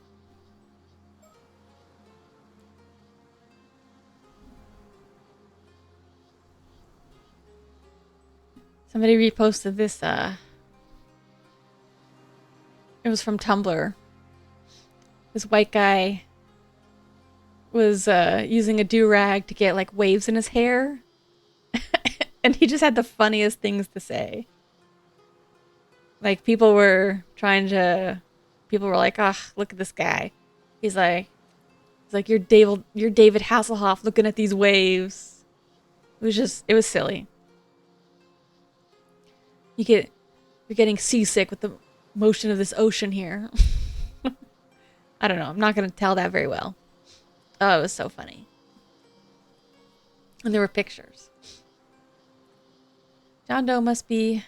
This ocean is sick. Where's my phone? It was really funny. Maybe I can... Hold on. Maybe I can send it to myself and put it on stream. Because it was genuinely like... I'm so bad at explaining some of these things. Let's see. Where... Did I save it? I think I saved the image. Here we go.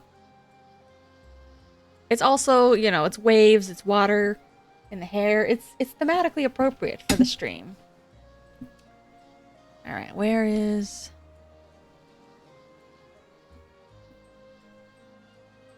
It's crazy how much, like, you know, I've tried other cloud loading services like Microsoft Cloud or Google Drive. But it's honestly the easiest thing to do in the world is just to make your own Discord server and to send yourself images. That's the easiest way to do it. Especially for things that, like, I don't really need to, like, preserve forever, but I just want to send myself very quickly. Let's see, where...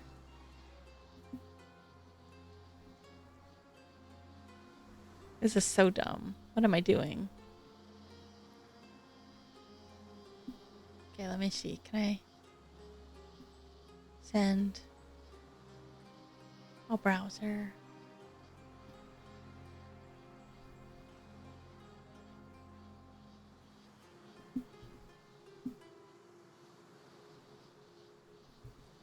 Ah. Copy.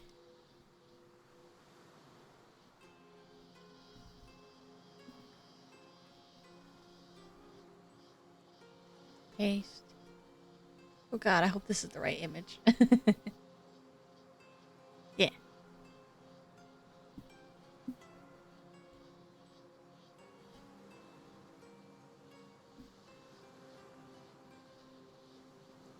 Oh, it's very blurry. I might need to get a... Hold on.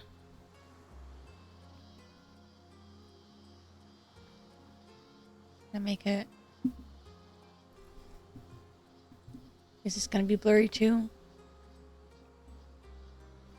I think it's gonna be blurry.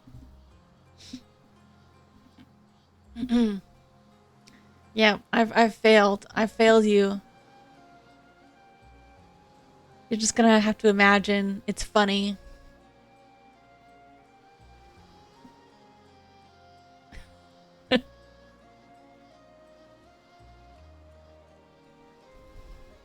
You David Hasselhoff, you wave watching. All right, enough of jokes that don't make sense, unless you know what I know.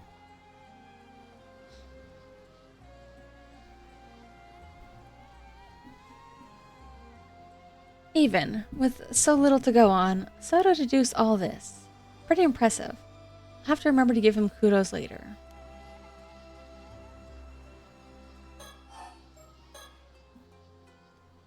Now then, about those skeletal remains. Were you able to use your Shogun Soto? I did. It only worked on the most recent body, though. The one from 6 years ago. By viewing part of the remains, I was able to reconstruct a portrait sketch of how he looked when he was alive. Here's a copy. I've already provided one to the police as well. I was gonna say, like, part of his ability also means that he needs to be able to draw really well in order to reproduce it. I mean, he's not bad, but I wouldn't say that this is like, I don't know if this is enough to be that helpful to the police. Impressive. That ability of yours remains quite the asset.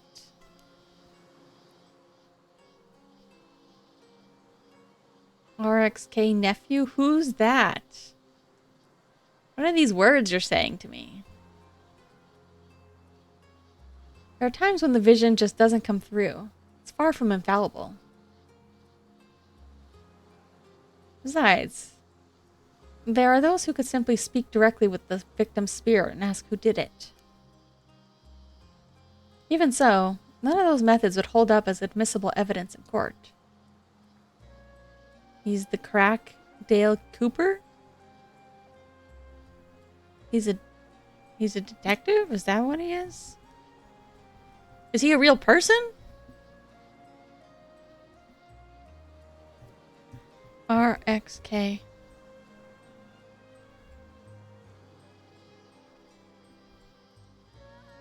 He's a rapper.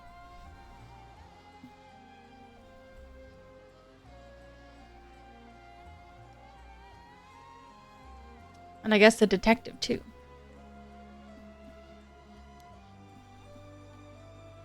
But as a lead in our investigation, it's more than enough.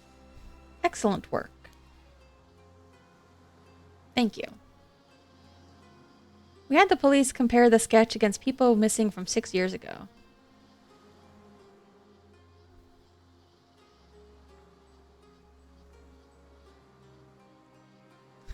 Wait, why do you say that? Fandom with no ships? What fandom are you talking about?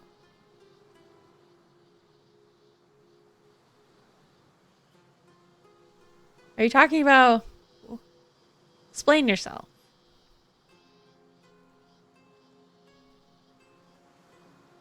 What fandom could you possibly be describing? There is no fandom like that? Good. I was gonna say, you better not be talking about this, because I absolutely can ship people in this. Mouthwashing? No. People definitely... There's a very active mouthwashing fandom. Which is unfortunate. I feel like mouthwashing was like the worst kind of game to get that kind of fandom. Yeah, it's not real. Instead, it's just critics praising the themes of the game. I haven't even played mouthwashing. Why would I be wearing that uniform?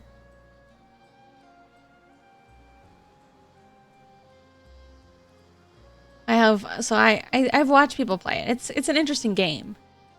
But I feel like the irony is that the developers also missed out. I don't know like what went into the story writing process, because I feel like it's very interesting watching like the fandomification and the commodification of a story like that, because I don't think it really lends itself very well to some of those themes. And so it's weird that people and like the company itself have really gravitated towards being like, yeah, here's a marketable Funko Pop of your favorite rapist or whatever, or of your favorite victim or whatever. Yeah, I don't... Well, they play into the community's perception of the game. Maybe, but like from what I've seen briefly, like I think they also just... I don't know like who's the writer necessarily, or like... I feel like the writer maybe they made gold by accident. You know what I mean? I think they might have accidentally made something above their own skill level. Or at least the developers were putting out something above their own skill level, or their publisher or whoever.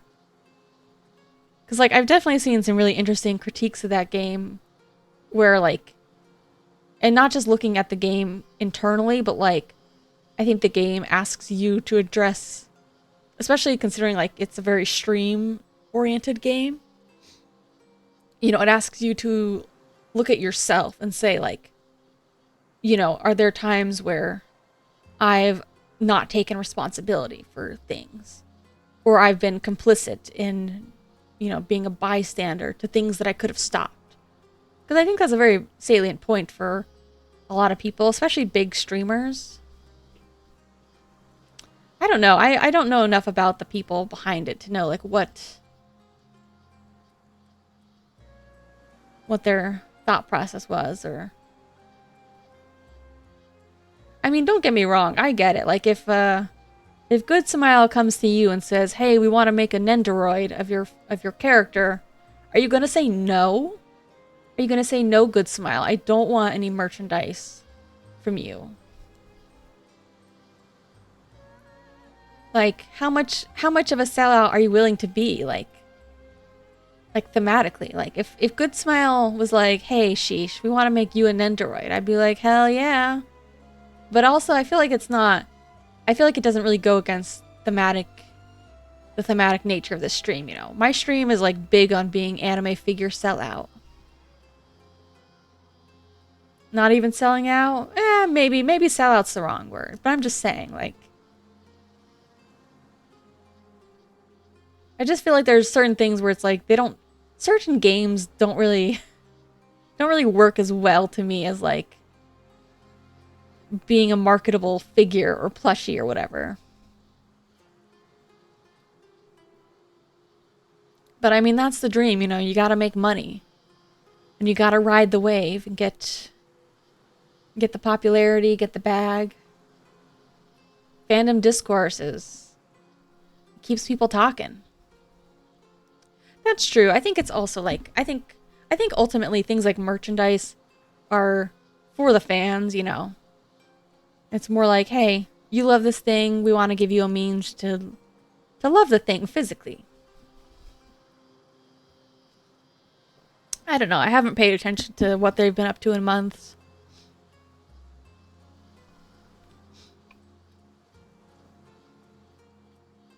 Like I said, I never played it myself anyways.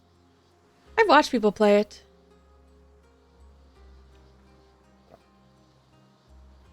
Like I said, I think it's an interesting game. But I think it's also very interesting, like, what people take from it.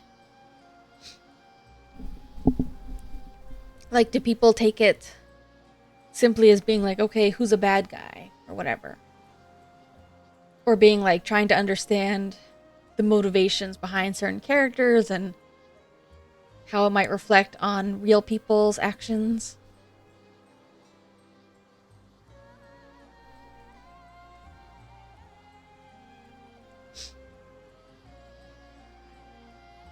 But I get it. The characters are very... honestly, my number one experience with mouthwashing that I'll always think of, and I think oh gosh, I don't remember if the actual makers made this or if they just retweeted it. It's that that dancing video of Swansea throwing it back. You know what I'm talking about? Of him absolutely throwing his ass back. That's what I'll always think of. To me, that's the peak thing that they've done, is like fan content. Of his extra like drunk dancing and his little throwing punches and stuff. That's hilarious. Do you know what I'm talking about?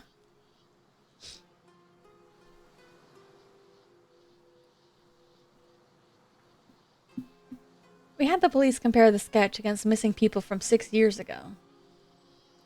No matches are found. Darn. Would have made things much easier.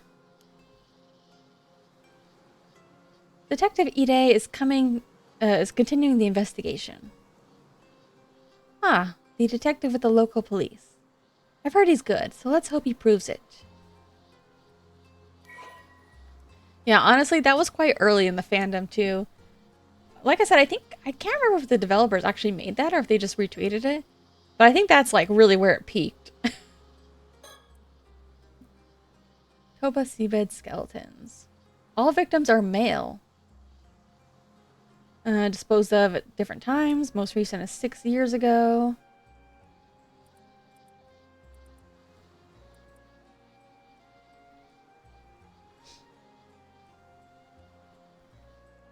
The other remains show signs of gradual aging, with the oldest dating back to more than 30 years ago. Although the presence of older remains has also been confirmed. They've completely decayed. Possible to tell how old they are. Unlikely they drifted there. Killed with the curse of somebody connected to Heike. Would you buy...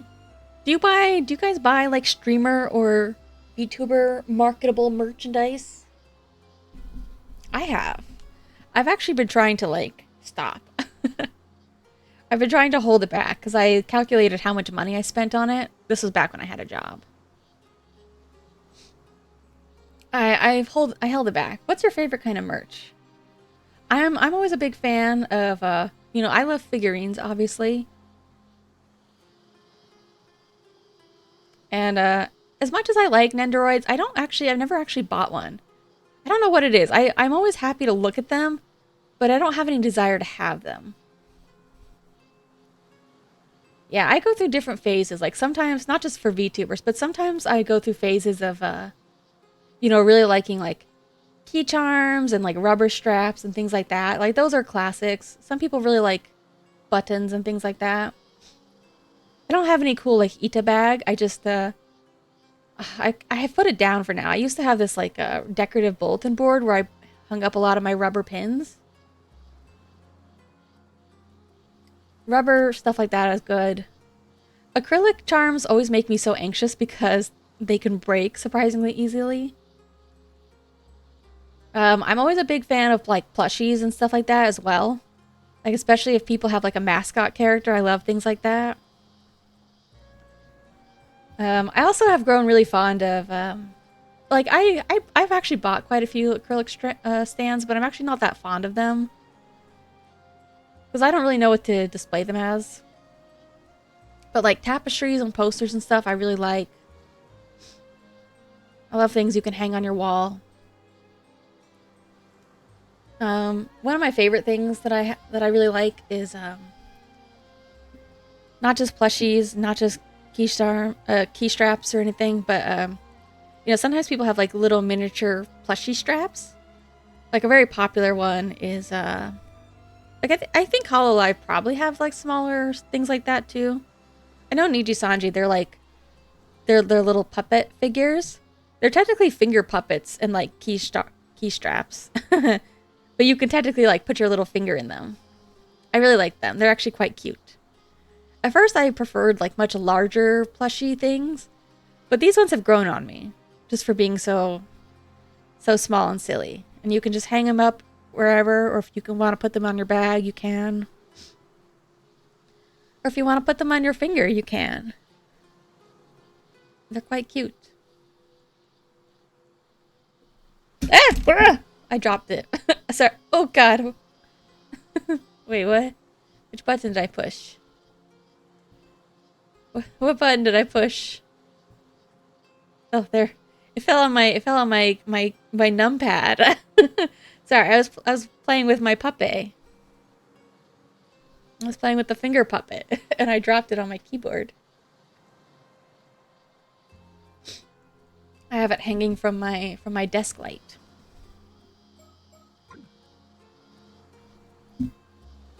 I also have some other kinds of like VTuber goods, like some more practical ones. Like sometimes, like a cup or something, or like a plate. You need to get merch. I'm such a shill when it comes to buying, crap for things like that, I'm always the worst person to ask, because I'm like, yeah, you should buy it. Like there's a couple things that I have gotten, but they got kind of stuck in the transit of tariffs and all that stuff, so they're in limbo right now. Like one VTuber had like a teacup, which I bought. Another had like themed chopsticks that are made to look like Negi, green onion, because he really likes Negi. And of course, I've talked about it before. I have my VTuber scented. It's not perfume. I think it's just like what do they call it? Just like a little spray. Here, I'll spray you guys. And I'll spray me too. So you can smell like your favorite VTuber.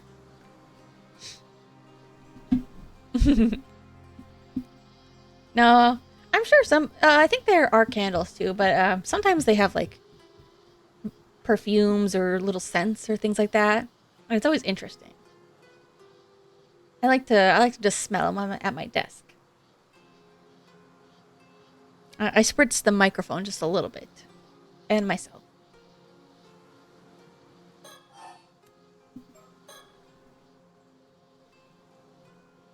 Say, Soto, that sketch of yours. Oh. Maybe we should show it to some locals. Good point. Someone might recognize him if they were around here 6 years ago. We can identify the victims. It could help us trace the one who used the curse. Guess we can't just leave things be now that we know the curse is involved. Honestly, I'd rather not deal with it. Look at his face. There you go again. Are you sure that's something you should be saying out loud? Obviously not.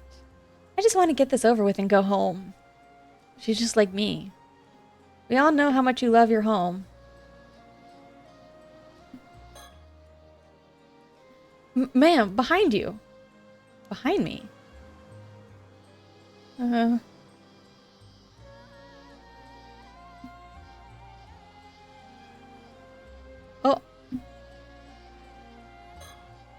A woman. Who's that? Someone from town passing by? Oh, this is the woman who died. Who dies the next day. She bolted. Wait, is that the same woman? Or is that different? I don't know. Soto, after her. On it. Hey, stop. Let me go. I didn't do anything wrong.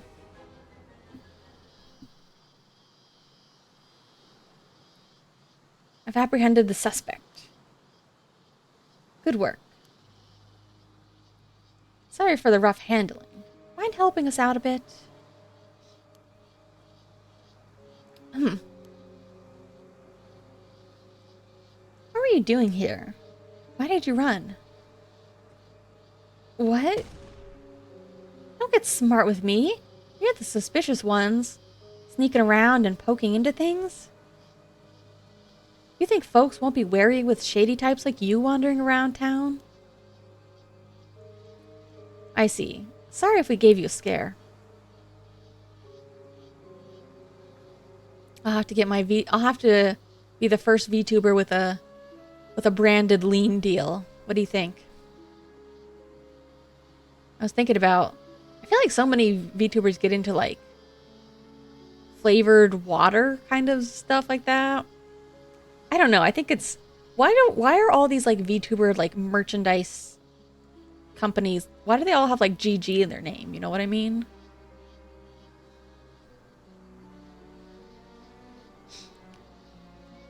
Shisho and lean. Ugh.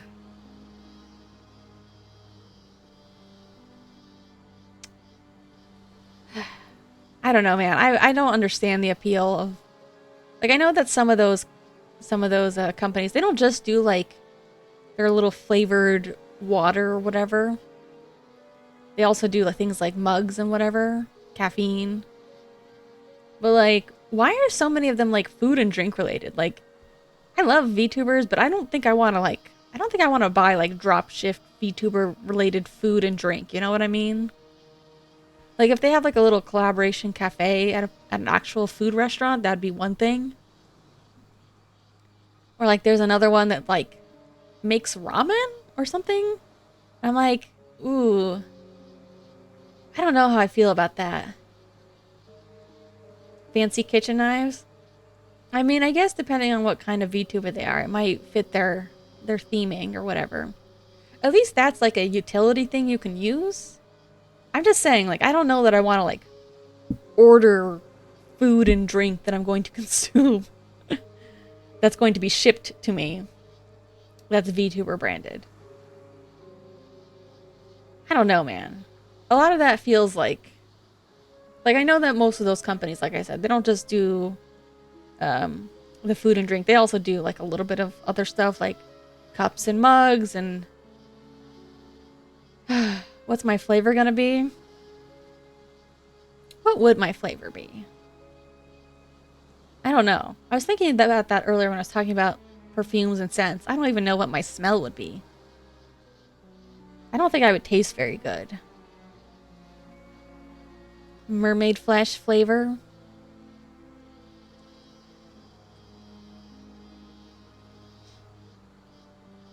You know, I thought about this too. I was like, man, I want to design like a chlorobenzene. I want to design like it'd be so fun to design a little custom menu, like as if it was served at like an actual cafe or a bento or something. But I feel like it'd be a lot harder to be really on the nose with my general style. Because for one thing, the color that's most frequent in my appearance is blue. And blue food just does not look very appealing. Even if you just add blue food coloring to regular food. So I think it would have to be different. I think I'd have to like come up with something else. Probably just food that I like. But see, I don't like blueberries. I have seen people with like blue collab cafe food. I saw one that had like a little bit of like blue food coloring on like rice or something, and it would just like, I'm sure it tastes fine. It just, you know, looking at blue food makes me immediately like, ooh. And I'm not really into the few foods that are naturally blue. Maybe it can just be like a blue drink. No, realistically, blue curry, I've seen stuff like that. I think realistically, the most me kind of menu would actually just, it wouldn't be like visually representative of me. It'd probably be, you get a glass of Dr. Pepper and some curry rice with katsu, with some chicken katsu on it. And extra serving of carrots in the curry. That's probably the most me thing. See, it doesn't really look like me, but you'll be thinking about me when you eat it. And when you drink it. Or you know what's actually the most me thing?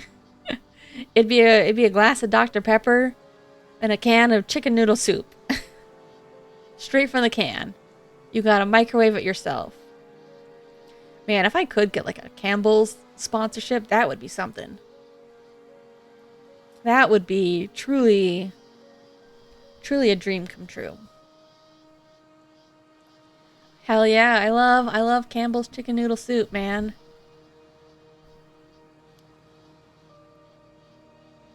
We're with the police. Nothing shady here.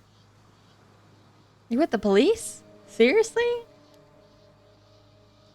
You heard about the skeletal remains found nearby, yes? That's what we're looking into. What do you mean, homeless stream? That's just what I liked to eat as a child, and I've just always loved it. Even though I did hear the hot leak of somebody at Campbell's calling it poor people food. What's wrong with that, huh? Poor people gotta eat. You don't look like police.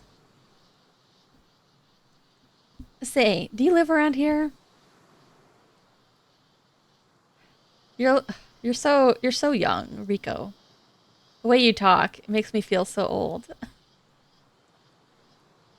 I can't tell if you... Surely you're not actually young. Surely you're just doing a bit. Something I'd like to take a quick look at. Huh? Do you recognize this face at all? We believe he may have been around here 6 years ago. Huh? Nope. Don't know him. She's suspicious. See. Could you point us in the direction of someone who might know about people coming and going in town? No idea. Ask whoever you want. Can I go now? I ain't got nothing to do with this. Don't know thing. Sorry for holding you up. What a peculiar woman. It was like her mind was somewhere else entirely. Either way, we should talk to more people in town. Agreed. Could you ask around and find out who that woman is? Of course.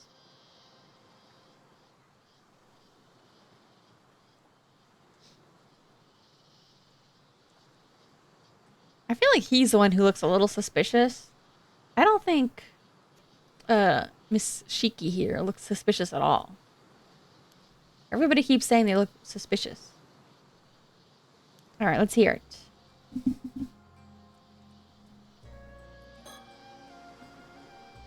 The port and town center are down that way, so this area is technically the outskirts.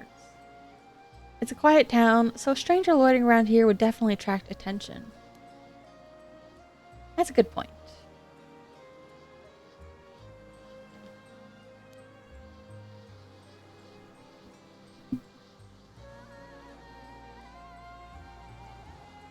Let's see, any stickers? Nope.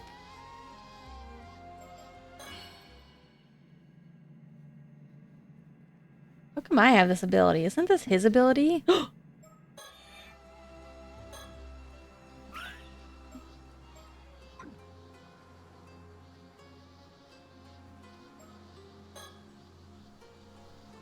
He didn't so much as flinch at the thought of tedious door-to-door work, door-to-door investigation. Not to mention he's good at it. Having him here is a huge help.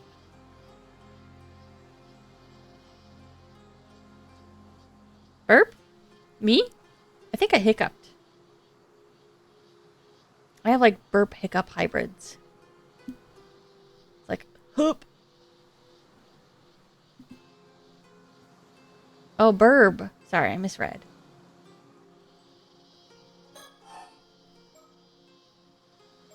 About the portrait. I showed the sketch of the victim to several townsfolk. However, it would seem that no one here recognized him at all. Unfortunate.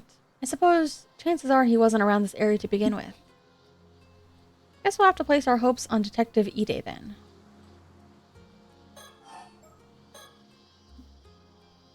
Don't suppose we might be working with a bad sketch here. You needn't worry about that. I'm confident in the likeness. It should be a near-perfect match. You're right. I'm sure it's close. Sorry for doubting you. He must be confident in his artistic abilities. I also asked around about the woman we encountered earlier. Apparently, she isn't originally from this town. Oh, is that so?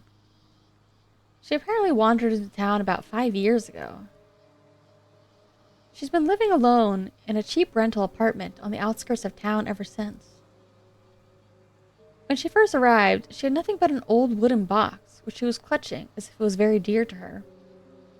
It's kind of like the Utsuro Bune story. Nothing but an old wooden box. Supposedly, she used to work as an ama diver. Around when she first moved here, she'd occasionally go diving for fish. But these days, she keeps to herself, and no one ever sees her diving anymore. No one really knows how she supports herself, and many of the islanders find her unsettling. She kind of did look like Mare. Right? Maybe not. I don't know. A little more disheveled. Perhaps she fled from something and moved her life here. That was suggested, yes. But she never spoke about her past, so no one knows for sure. Although according to her landlord, she's never been late on rent. She's never caused any problems either. Still, seems odd she'd get so worked up about strangers coming to town. Doesn't seem like she's in any position to be worrying about that. You think she might be hiding something? It's possible. Her attitude changed the moment we said we were with the police. Perhaps she was keeping watch over the coast where the bodies were dumped, waiting to see if someone showed up. Right. I mean, the most recent body is from 6 years ago, and she arrived in town 5 years back. Timing is rather suspicious when you look at it like that. Best keep an eye on her. Agreed. Were you able to get her name? Apparently her last name is Somekawa, but I didn't manage to get her first. Somekawa? Why does that name sound so familiar? You've heard it before? I think so, but I can't quite remember where. But I'm a woman who cast off her past long ago. Guess I shouldn't let it bother me. Not this again. Let's leave any time-consuming background checks to Detective Ide. Very well, I'll inform him. Somekawa. Like, does that look similar?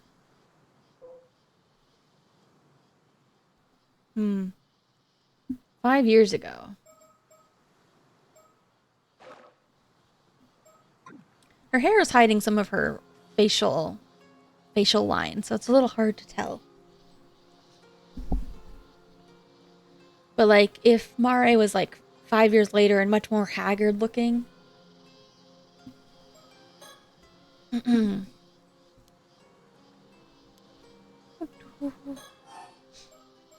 I had curry today, just in case you were wondering. Curry rice. This means that woman might have been marking us since we got here. It's possible. I apologize for not noticing sooner. Even a moment's lapse can expose one to a curse. I was careless. Won't let it happen again. You can be cursed that easily? That's terrifying. What a world we live in. That concludes all the information I gathered from my inquiries. That helps a lot. Thanks. Shall I summarize our next steps?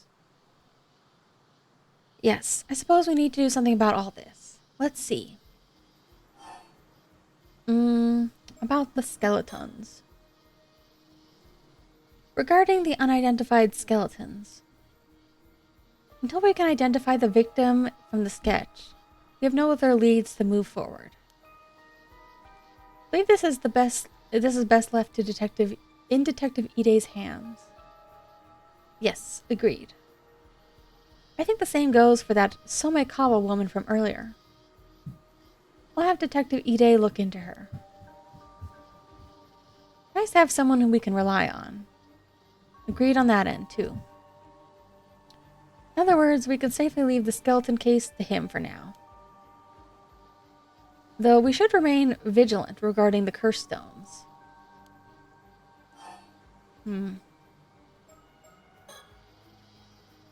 Regarding our main objective, or the so-called Curse of the Raging Waves. Without knowing how to lift it, not much we can do right now.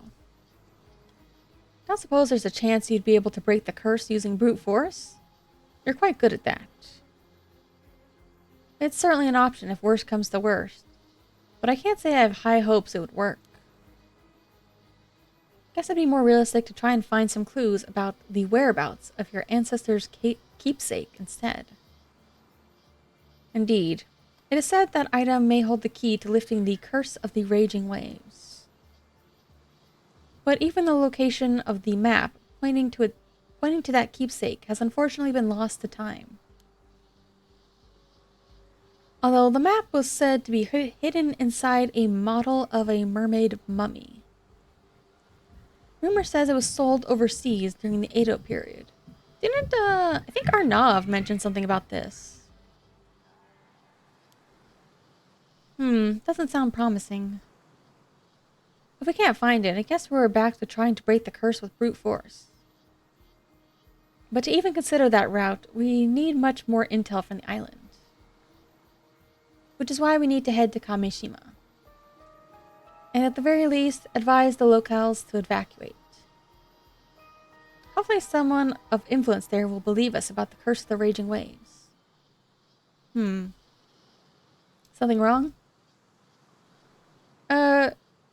No, it's just one of the islanders I spoke with seems to be calling me over. Something may have happened. I'll go find out.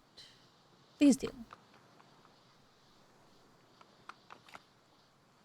I like his little sandal clomping noise. Yeah? Person who called me over shared a new piece of information. They were told to keep it a secret, but opened up since we're with the police. Go on. Earlier this morning, down by the shore, they apparently found something that resembled the corpse of a mermaid. Mermaid? Really? The same person reported it to a local authority and was immediately ordered to tell no one, not even the police. Wait, what? Is this the same mermaid they saw? But I thought that corpse was Somekawa. But we just talked to her.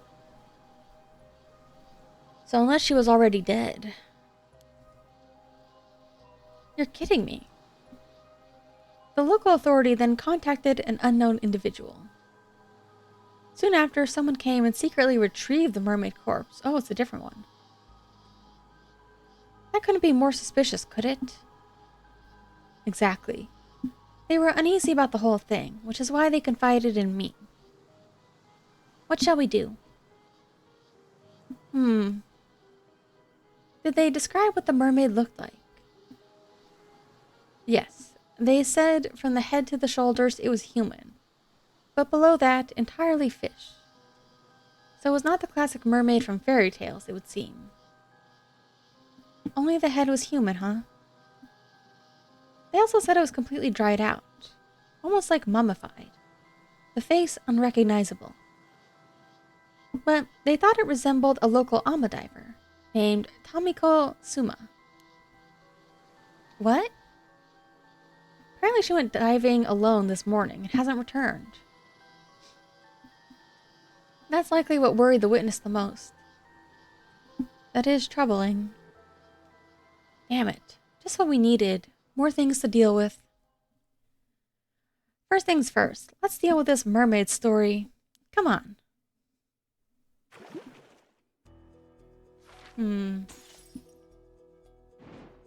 Oh.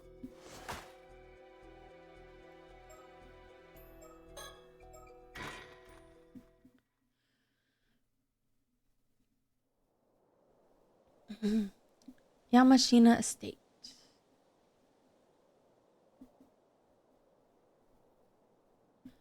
Mr. Yamashina, thank you for agreeing to meet with us on such short notice.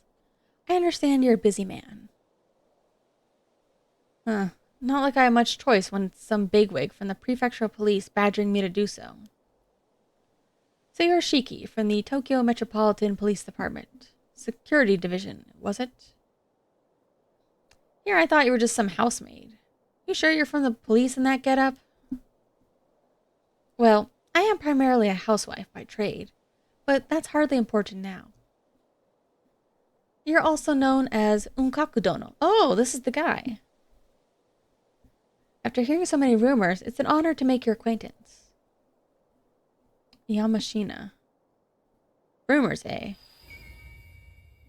Unkakudono. Yamashina Yoshiatsu.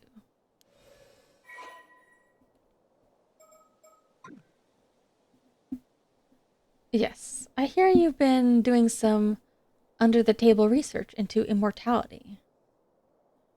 And so what if I am? Clock's ticking, buddy. You're getting up there. Well, I wouldn't have expected you to be such a dreamer, but it does make just a bit more relatable. You can laugh all you want. What's it got to do with the police anyway? It seems on this particular occasion it has quite a bit to do with the police, unfortunately. You don't say.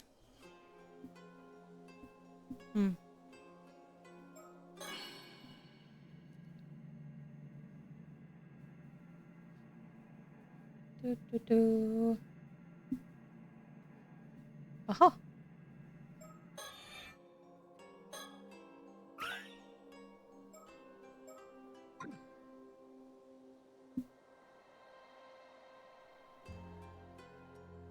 this is nice. Pretty fancy place. These splendid gardens all fall within the grounds of Mr. Yamashina's Issei City estate. Part of me wonders why he needs so much space when he doesn't have a family. I suppose he has an image to maintain.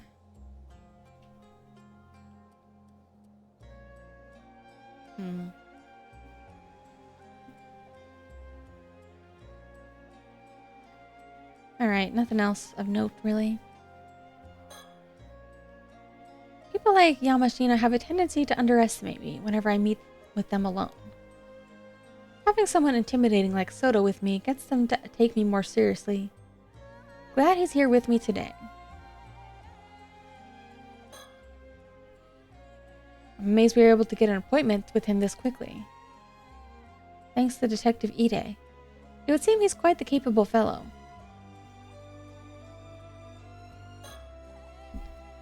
This is Yoshiatsu Yamashina. He's a tycoon with multiple properties and companies to his name, mostly based here in Ise-shima.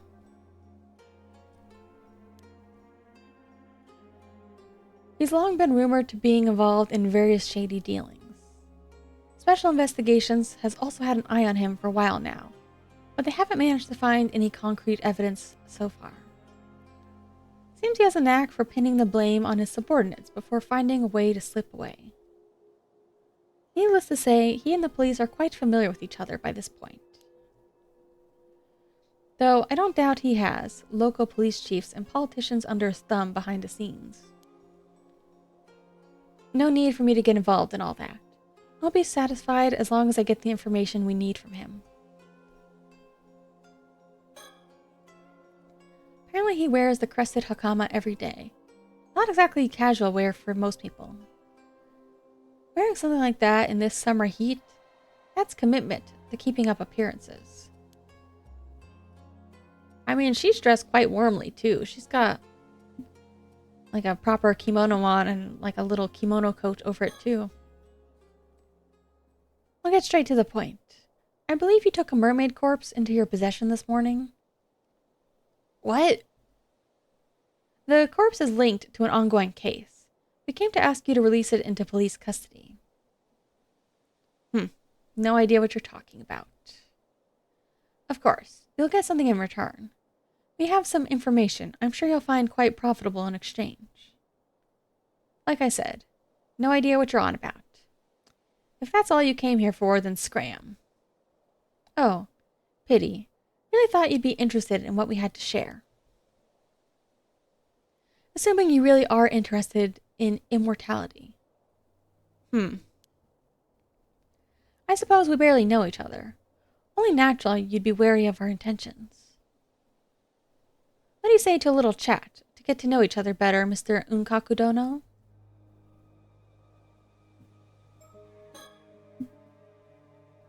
After looking into the corpse of the mermaid found earlier this morning, seems highly likely it was taken into custody of Mr. Yamashina here. He's quite the big shot around here, with plenty of weight to throw around both politically and financially. Of course, all the local police know of him, and of his moniker, Unkaku Dono. We had to get one of the higher-ups to act as an intermediary to even get a meeting with him. Personally, I'm happy as long as we can get the mermaid corpse back from him. Although I certainly won't complain if he can tell us anything about the curse as well. I hear he's quite the curmudgeon, so we'll have to watch our step when dealing with him. All we have up our sleeve is information on immortality. Suppose we'll just have to hope he takes the bait. How about yourself? You've been putting together quite a bit of effort into training up the younger generation recently. What's your take on today's youth? Useless, a lot of them. Bunch of pushovers that have let all this new generation tripe go to their heads. We're the ones who built this country back up after the war.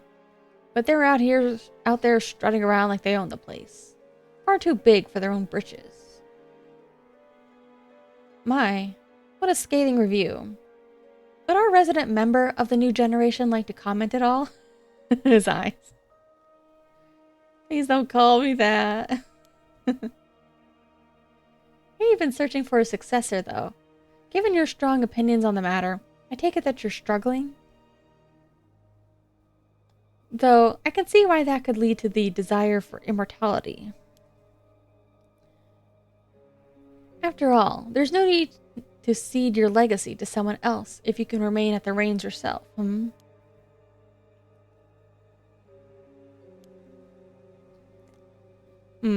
Might have been true when I started my research. Oh? Take it that isn't the case now.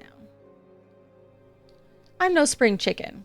The thought of living for hundreds of years like this ain't exactly appealing anymore. I don't see much point in immortality if I'm already long past my prime. Well, it certainly is different from the rumors. My apologies for jumping to conclusions.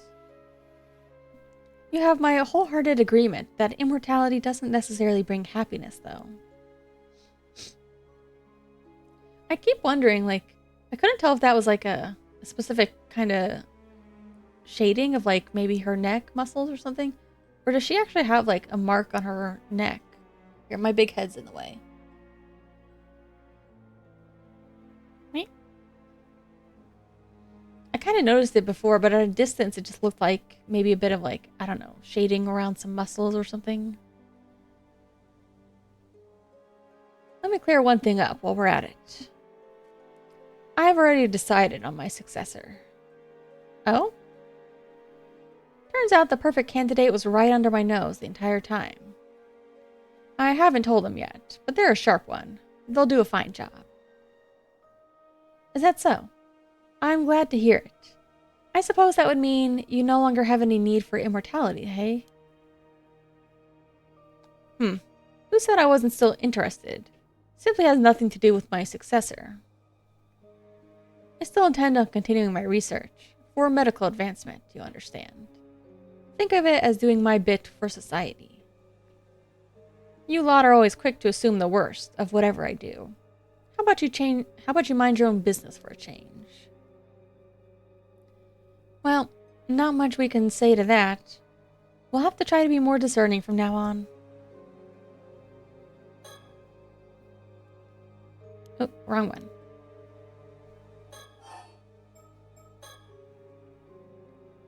I've already chosen my successor. No need to harp on about it anymore. Already written up my will and passed it off to my lawyer. You be sure to let your friends at the police know, too.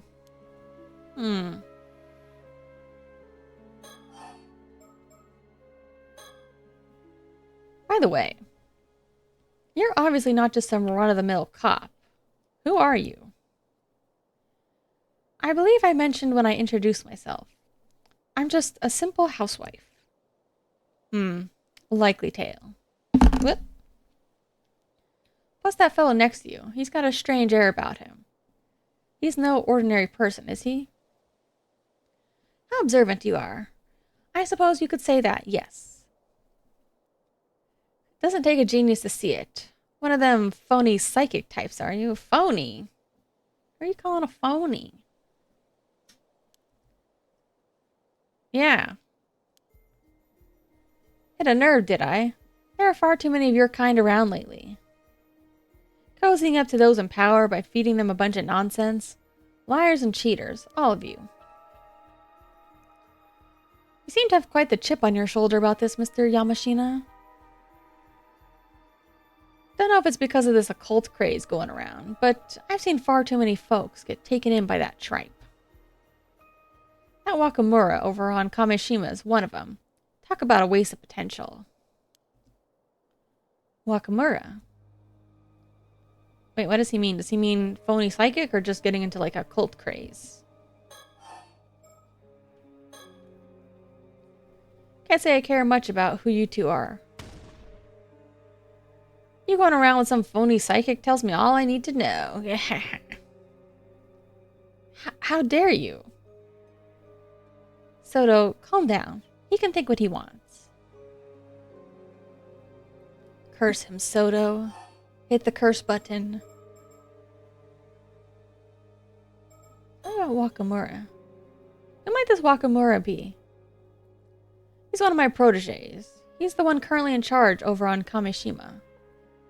Used to have high hopes for that one, but that changed when he came under the thrall of some phony sorcerer in Tokyo. Oh, he's not working under you. Phony sorcerer in Tokyo. You heard that right. Since then, there's been no end to his nonsense. Buying properties out in the mountains, changing company names, all because of something this sorcerer whispered in his ear. He even told me the layout of my house was unlucky and tried to get me to renovate the place. Just recently, he was going on about some curse causing a big storm. That sort of rubbish. A storm caused by a curse, you say? He even said the storm 5 years ago was caused by the same curse. Well, we know that to be true. So I guess is Unkaku Dono a fake? He's been trying to wheedle me into helping him find some way to stop it. But then again, this guy is looking into immortality. But I'm done with him and his ramblings. Man's clearly lost the case. I'll be coming over here tomorrow morning, but I'm thinking it's time to have someone else take the reins over on Kamishima. I see. So even though you believe in immortality, you refuse to associate with anything to do with the occult. And you do? Figured someone claiming to be a cop would have more sense than that. How are you meant to solve crimes if criminals can just pull out curses left and right? You won't find me disagreeing there. So what exactly has this Wakamura been saying about this curse? Hell if I remember. Why don't you go go to Kamishima and ask the man himself.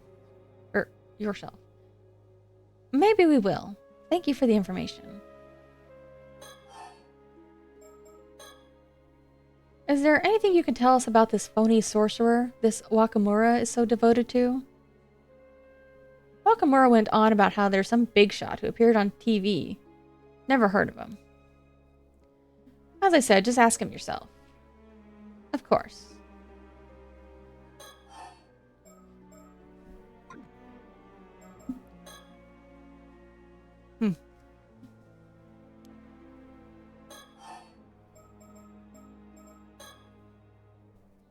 There's one thing I should warn you about.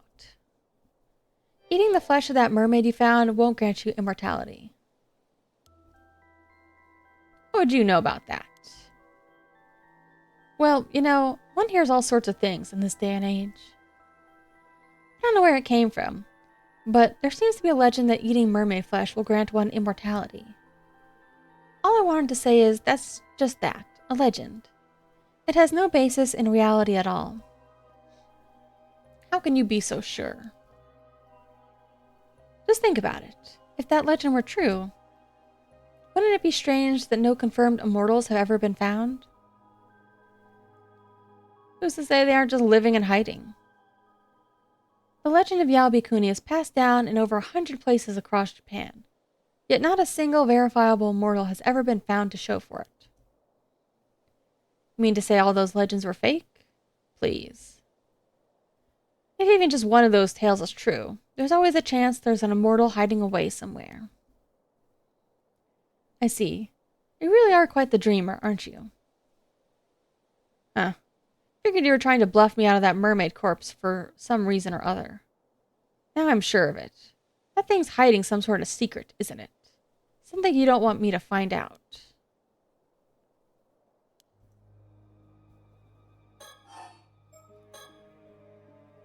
So you admit you have the mermaid corpse then? Don't worry, we assumed as much from the start. If I'm not mistaken, that mermaid was in a sort of mummified state, no? I doubt you'll be eating it as it is. Surely, there's no harm in handing it over. So you can hog it all to yourself? You won't fool me that easily. You don't think that a rare specimen like that ought to be placed in the care of proper research institute? I'm saying I'll get a specialist research institute to study it. Problem solved. I suppose so.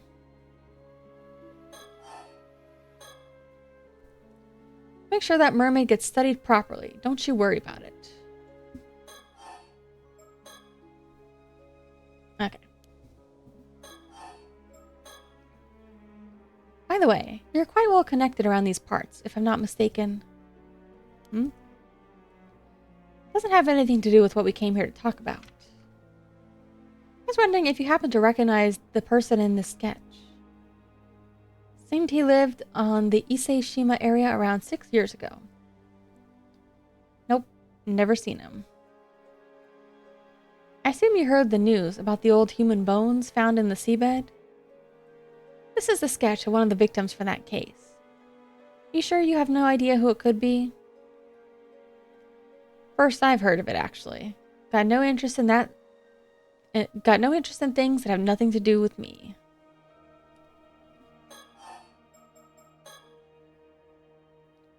How about this then? If you agree to give up the mermaid, we'll tell you what we know in return. For someone who doesn't seem to believe in the occult, you sure seem awfully fixated on this mermaid and immortality. Which suggests to me that you found something you consider quite conclusive. What are you on about? Well, I happen to know a bit more about mermaids than most people. Ma'am, are you sure? It's fine. I had the opportunity to do some research into them a while back, you see. You don't say. And mermaids do indeed have the ability to grant a human immortality. Ha! I knew it. More precisely, individuals granted immortality in this way are known as 800-year immortals. So they have a lifespan of 800 years. That's right. As the name suggests, they gain 800 years of remaining life. During this time, they won't age a day, and even if they die, they'll resurrect immediately. Sounds like a real blessing. I'm afraid it's anything but. One who defies the very laws of nature like that is no longer human. They're an anomalous being that should not be allowed to exist. As such, our position requires that any such individuals we find are dealt with swiftly as possible. Indeed, this immortality was originally a curse mermaids placed upon humans. A curse. Immortality is neither a blessing nor salvation for the living. It's a curse that robs them of the ability to die. None of those who become 800-year-old immortals have found happiness. Not one. It renders living among other humans impossible, makes them an outcast from society. Of course, there are a few years at first when life will be tolerable. But after that, after meeting ends and parting, you outlive whomever you love or are loved by. Even if you find acceptance, it will only be for a time. You will always be shunned eventually. You'll experience this over and over for 800 years. 800 years unable to die, with loneliness as your constant companion. This is why so many see no other recourse than a life of monastic seclusion, just as Yao Bikuni did. Suppose that makes sense. You know, I wonder if, like, something like this would be, I don't know, more in tune with, like, the way things are with the world right now. Because, you know, people talk about now, like, as society advances in all this, people also feel greater distance. Like, example, like in the United States, there's a lot less community sense, you know. Like, I go to the grocery store and I don't recognize a goddamn person besides the cashiers. And, you know, you have to wonder, like, most of the people I talk to these days are online. And I'm fully aware that most of those relationships online are going to not last that long anyways. It's more like people you talk to for a bit and then you'll probably go your separate ways eventually. So I wonder if like things like this would be more passable, especially like as an adult. Like if you're still like a teenager or even barely young adult, it might be more difficult. But for someone like me who, you know, is a proper adult and doesn't live with like family or anything, I don't know. Would anybody really notice if I lived for another 800 years? Even living a single lifetime, though, I feel like a lot of relationships come and go very quickly these days. Makes it hard for me to like really want to invest in them. Like I guess there's also the idea that like if you live that long, you're going to need a lot of money to support yourself. And you know, I feel like there's a lot of these stories you know, you might have your recluses, but a lot of them are like aristocracy or like rich people to begin with. And so, yeah, if you want to stay rich and famous, or even just really rich, it might be hard to do that low key. I mean, it wouldn't be impossible. Just hit the casino until you win. I mean, there's ways you could do it, like, for example, investing, but you'd have to still be careful with your investments to like make sure to move them around enough and change identities enough to keep the money without like getting flagged in the system or something.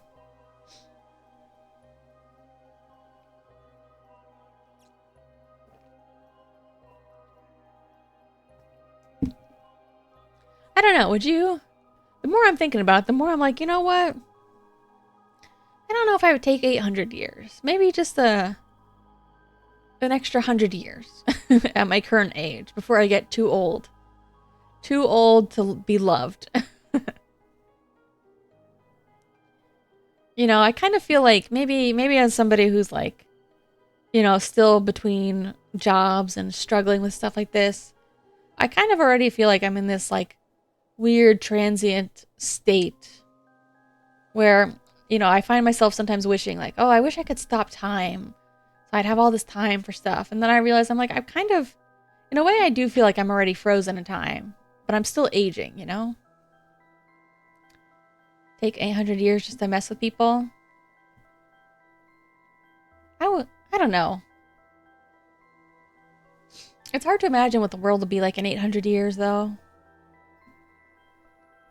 I don't know if I would do 800.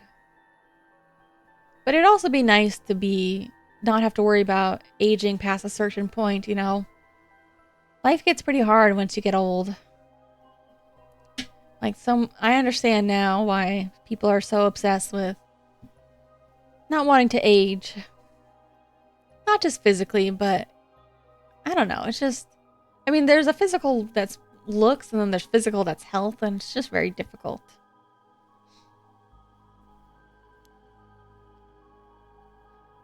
Still, there'll always be those who seek immortality. Always have, always will be.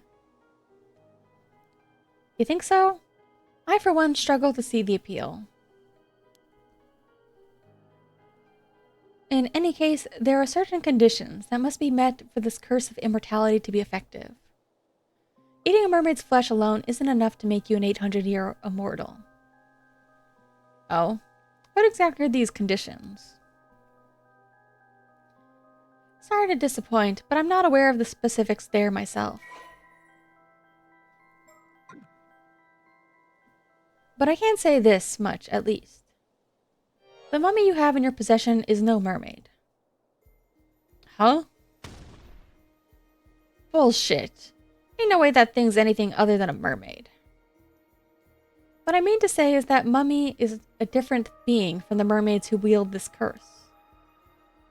Not all half-fish, half-human beings are mermaids, you see. In fact, calling them all by the same name is what leads to mishaps like this one. Say what? You mean to tell me that's not a mermaid? That real mermaids are a completely separate thing? That's right. Which is why I can say with confidence that eating its flesh won't make you immortal. Seems like you weren't bluffing after all. So what is that thing then? There's got to be some reason you're after it. I imagine that even if you had it dissected and examined, all results would point to it just being a mass of fibers. In other words, nothing more than a man-made fake. There's a very good reason for that, you see. That mummy is merely the corpse of an average human, twisted beyond recognition by the curse of the forsaken fish. What? Another curse? Another curse wielded by mermaids, as it happens. That would be the remains of someone who died under it. Also happens to be the same curse responsible for the mermaids found every few hundred years or so across the country. Oh, so she's saying all the fish people are made by real mermaids? You see now why we'd rather you handed over the mermaid to us. The poor soul deserves a proper burial, same as anyone else. Surely, you're not even so hard-hearted to deny them that. Huh. Curses this, curses that. All a bunch of hokum, if you ask me. That said, I got a report from the Research Institute earlier that said exactly the same thing. Oh, I take it you already had the mermaid dissected then? They said it was likely a fake, but asked if I wanted them to keep going anyway. I told them to keep at it, but...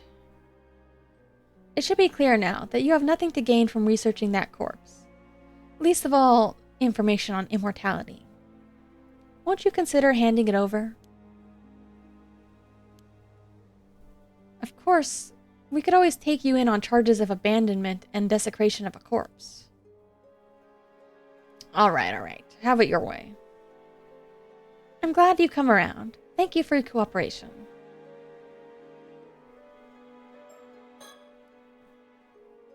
Perhaps he isn't as fixated on immortality as I thought.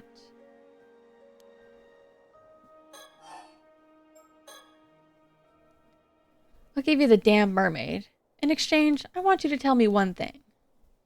What is it? You say there are real mermaids out there. Where are the real mermaids hiding then? I suppose you could call it... Oh, Ryugu. The Eternal World.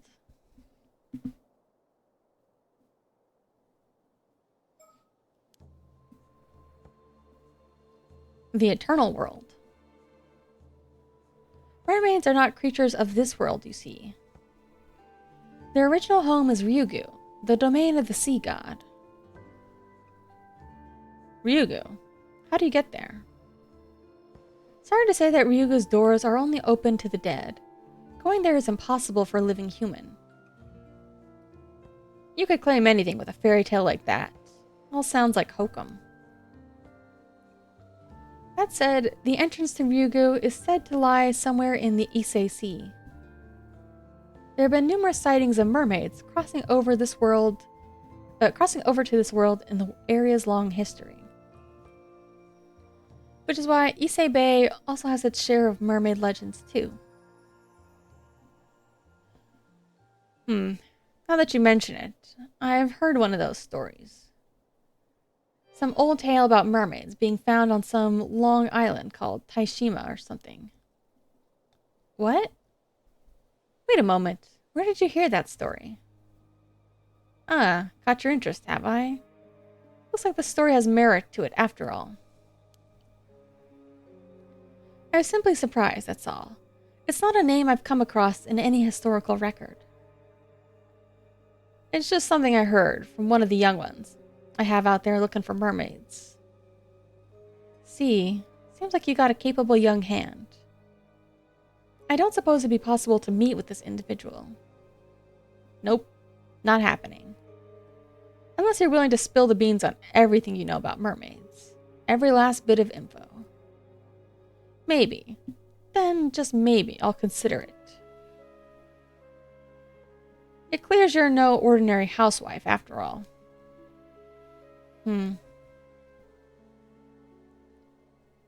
Not interested. Then this meeting's over. I'll hand the corpse over to the police, as promised.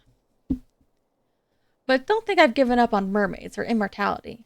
If they really exist, I'll find them and make them mine. Haha.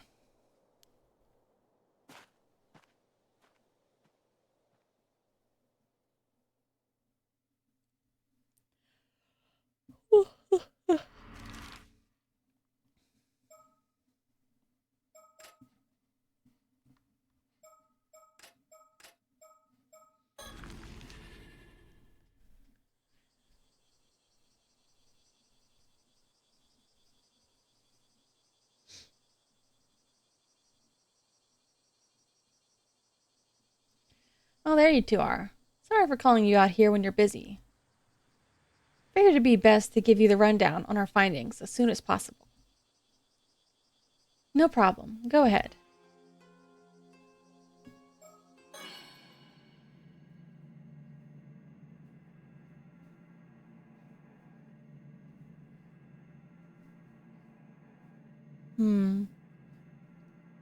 No bird?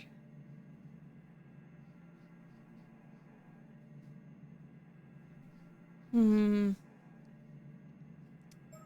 bird.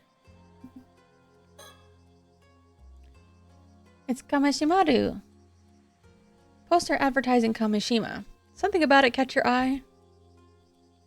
Just thinking, surely it'd be better to put it somewhere tourists will actually see it. Good point. Maybe they had posters left over.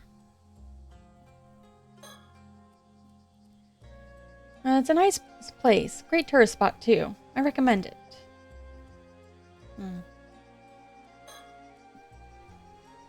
This is one of Issei City's residential districts. Right now, the grounds are so hot, the air around it seems to be shimmering.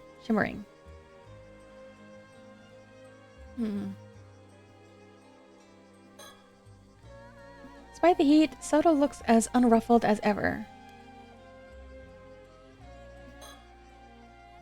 Let's hear what Detective Ida has to say. Anything else?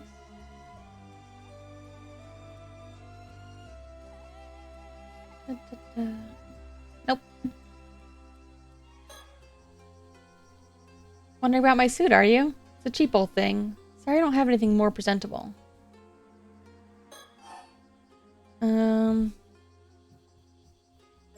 Yamashina. You met with Yamashina? Thank you again for your help there. Seems he's willing to hand the body over without any fuss. Really? That's great. Still, why would some big shot tycoon go all out? Why would some big shot tycoon go to all that trouble to withhold a body? If everything I've heard is true, you could probably take him in on charges of desecrating a corpse, you know? Or was there something special about that corpse? How observant of you, Detective. I can of course explain if you'd like to know more. Wait a second. Is it related to that secret department of yours? I think I'm better off not knowing if so. Really? I don't mind bringing you into the fold. Ma'am, stop trying to rope him into helping us. Yamashina. Never met the guy. Hear he's quite the cranky old geezer. How'd the meeting go? I bet he was pretty wary of you being with the police, but he didn't try to pick a fight or anything, did he? Well, not sure you could say it went smoothly, but I don't think we upset him, at least, probably. You don't sound too sure about that.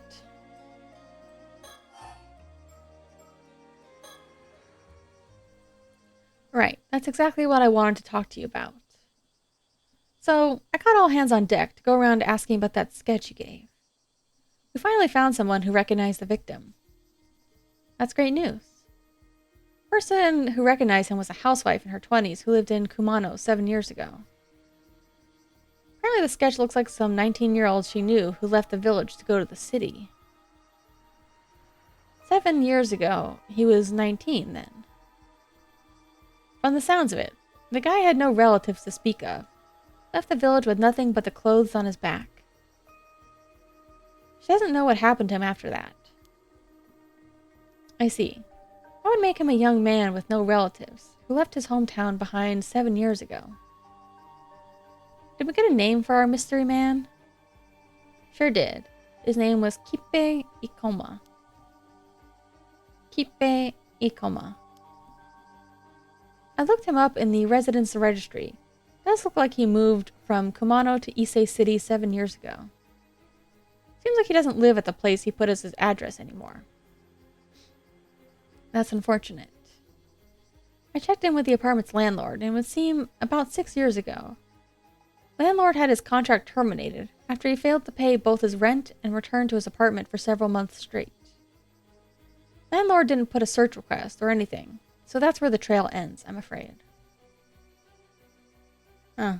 If he went missing 6 years ago, I suppose it wouldn't surprise me if those were his remains. We'll keep looking into Ikoma to see if he was involved in anything that might have led to his murder. Of course, there's always the possibility we've got the wrong guy, so we'll keep asking just in case. Please do. Ooh, I got a lot of updates to check.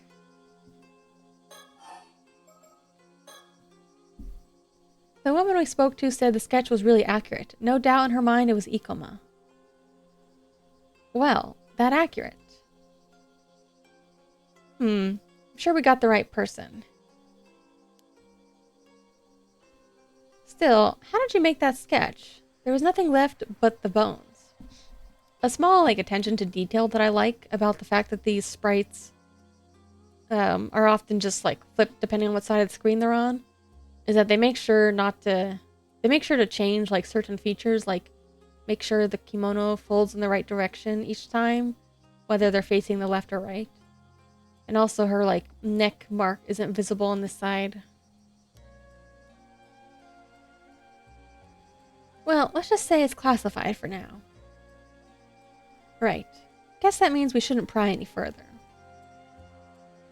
I don't like it when, people flip the sprites but then don't change, a really obvious thing like that. A really obvious, asymmetrical detail. Oops. Somekawa. I looked into that lady you were talking about. Somekawa? Did you find anything? It seems she hasn't registered as a resident, even though she moved here 5 years ago. Nothing came up for Somekawa in the civil registry either. I'm afraid I don't have anything on who she is, or where she came from. Sorry to disappoint. I see. Is that quite common? It happens. Not unheard of for folks from the countryside to come here for work and just drift on, with no one really knowing who they are. Apparently, it was really common during the post-war growth period. Seems we have quite the mystery woman on our hands. Though, there is something I've been wondering about. Let's hear it.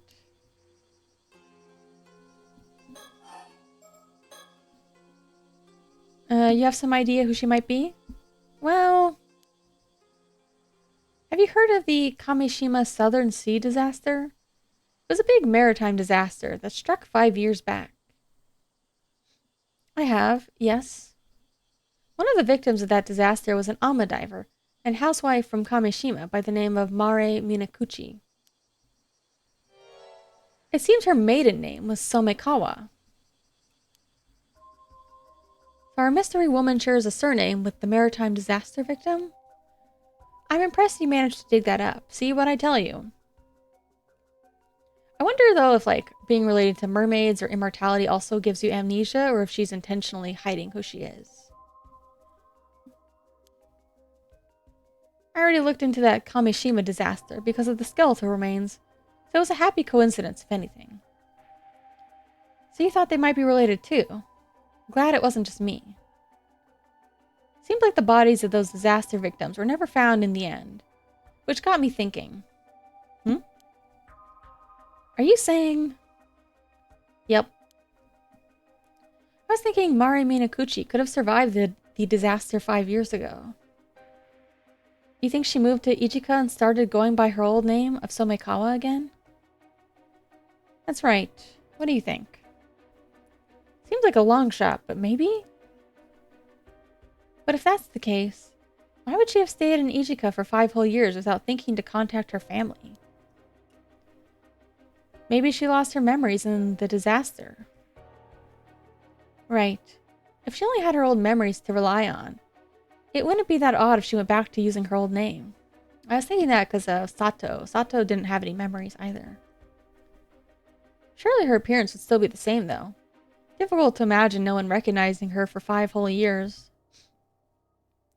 It's possible she never ran into anyone she knew. That kind of thing's more likely than you think. Speaking of appearances, I found a picture of Mari Minakuchi from the report on the disaster. I haven't met this Somekawa myself, so could you take a look at her? Could you take a look for me and let me know what you think? Let's see. Looks very similar. Interesting. What do you think, Soto? If she'd aged 5 years and grown badly gaunt, I can certainly see how this woman might come to resemble Somekawa. I think her brows and eyes are very similar. My thoughts exactly. So you agree it's a pretty solid theory. Certainly worth looking into, yes. But if she really is Mari Minakuchi, there's something else that concerns me. Something else?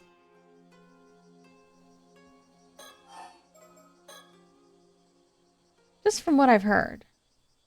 It seems like the islanders over on Kamishima think this Mari Minakuchi was the cause of the disaster 5 years ago. What? How would they think that? No idea. Seems like it's pretty much taken for granted by most of the folks over there. Even just mentioning her name is sort of taboo. So I was thinking, it wouldn't be that odd if she felt like she couldn't go back home because of that. Surely not. Seems as a good reason as any why she wouldn't want to come forward anyway. Is she really related to that storm 5 years ago? She's a point of interest regardless of her connection to the skeletal remains. Perhaps it's worth looking into that first. Can I leave talking to Miss Somekawa to you two then? We'll handle that, yes.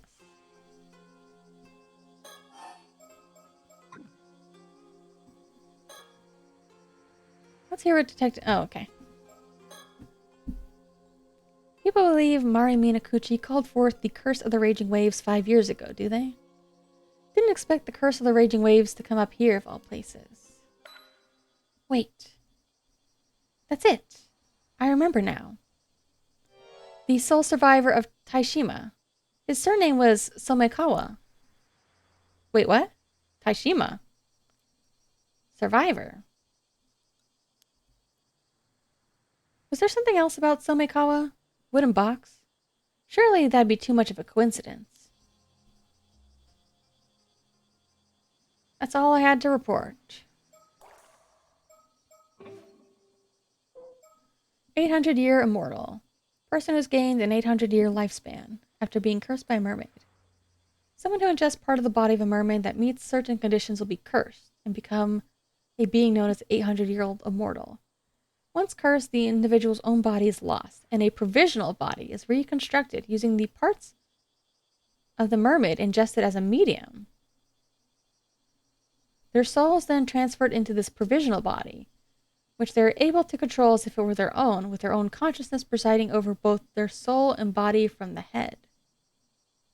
As such, they could already be considered to be more of a spirit in nature than human. Oh. You know, I was wondering about, possibly, maybe they die and come back with a new body. So maybe something kind of like that.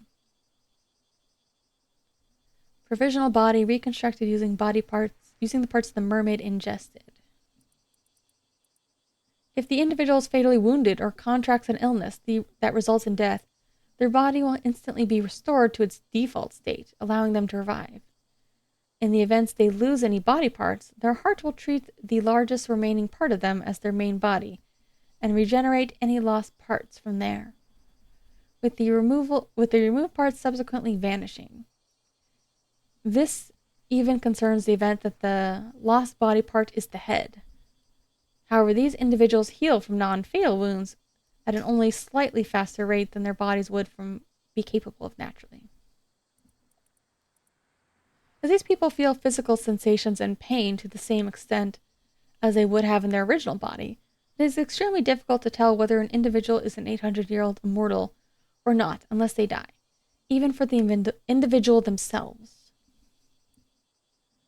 The lifespan of the provisional body is 800 years from the time of its creation, due to the individual's original body already being lost. Not even the mermaid responsible for the original curse is able to dispel it. The individual will only see the end of their long life once 800 years have passed. Birds.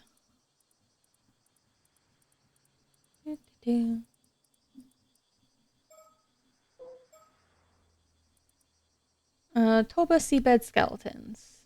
All victims were male. Didn't I already look at this one? Dispose of oh, I think this is new.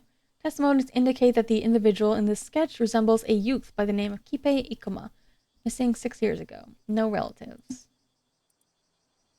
Okay. Thank you, detective. That was very informative. As for our next move, could we ask you to keep looking for Kipe Ikoma? Roger that. We'll see if we can find Somekawa again and hear what she has to say.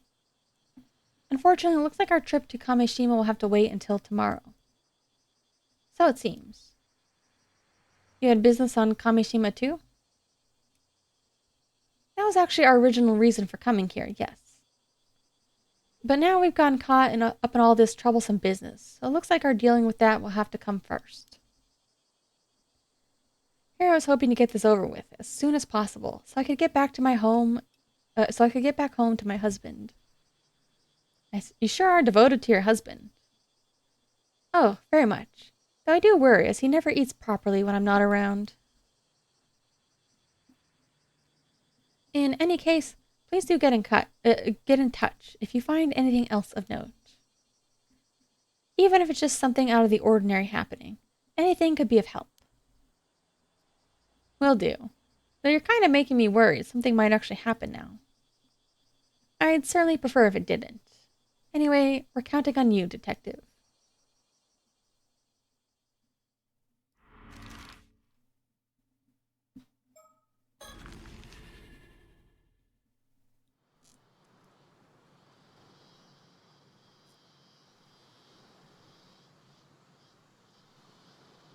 Huh? Bad news, ma'am. Seems we were a step too late. What do you mean? It seems someone came and took that Somekawa woman out of the sea just a few minutes ago. What? According to the witness, a foreign man came to the port with Miss Somekawa in tow. They boarded a motorboat that was moored there and headed out into the bay. It didn't appear to be by force, so we can probably assume they knew each other. A foreign man. Not sure what's going on, but we should probably get a boat and follow just in case. Let's see if... Ugh! Soto, what's wrong? Spiritual force is overwhelming. Whoa. My body. It won't move. What's going on? Oh. That girl over there. Is she doing this? I was gonna wonder if she was in the boat too. You can withstand this curse. You really are quite strong, mister. Sorry. Can't let you go any further. I'll have to ask you to leave. Voihitikos Numa, Guardian Spirit. Grant me the wisdom of the numinous. O high guiding spirit, light my path ahead. Seems like they've saved the effort of searching for them. They saved us the effort of searching for them. So it seems. Let's see if this girl can tell us what we want to know.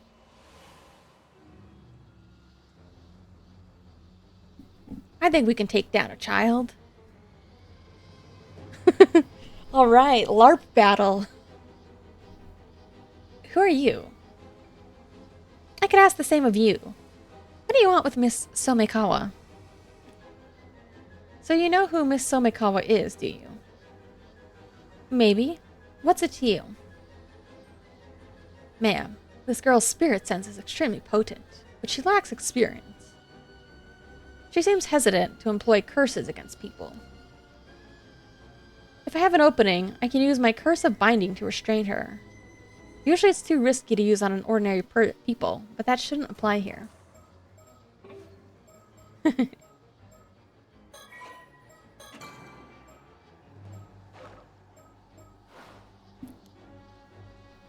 Yeah, use your curse. Alright, certainly wouldn't mind getting some information out of her.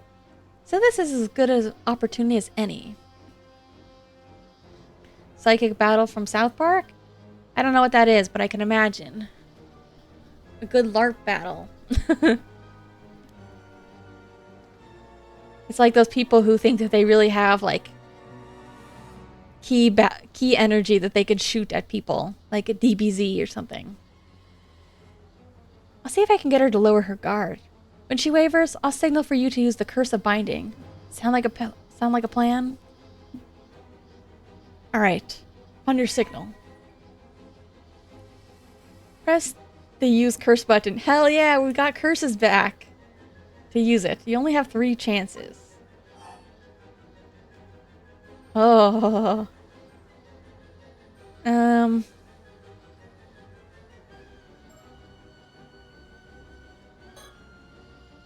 here's where I assume we can get an actual bad ending. Can we assume the foreign man who took Miss Somikawa is a friend of yours then? No good. I'll have to press her further. Wait, did she not answer me? What do you want with Miss Somikawa? I could say the same to you. You just want the relic for yourself, don't you? You know about the relic? How do you know about the relic? I'm afraid we can't let you get away. Get away? I'm the one holding you here. You know about the relic. Okay. So that's different. There's no need to be so uptight. How about we stop all this and just talk? Not happening. You're just going to use a curse the moment I drop my focus. I'd rather not be heavy-handed about this either. Let's calm down and find some other way to resolve this. That won't work on me. I'm at a rebellious age, you see. Rather not be heavy-handed about this. Let's calm down. Yeah, okay, she's not into it. Alright, we'll back off and leave you be. How's that sound? You're just trying to get me to drop my guard, yeah? Not happening.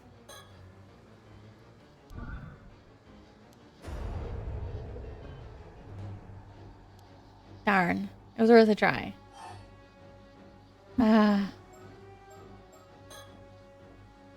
You certainly have remarkable strength for your age. Why, it might be too much for us. What's with the sudden praise? You're keeping me out.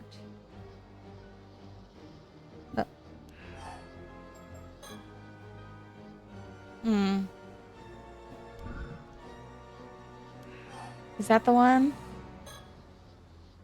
If you resist anymore, we'll have you taken in for obstruction of public duties. Wait, you're with the police?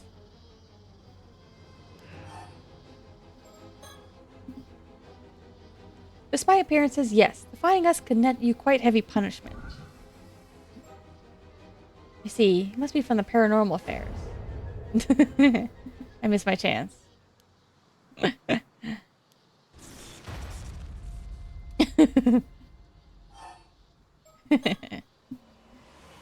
Alright, alright.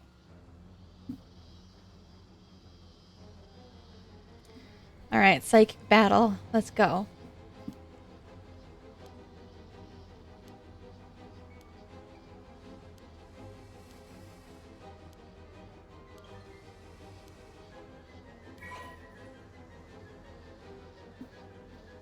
Only 3 chances.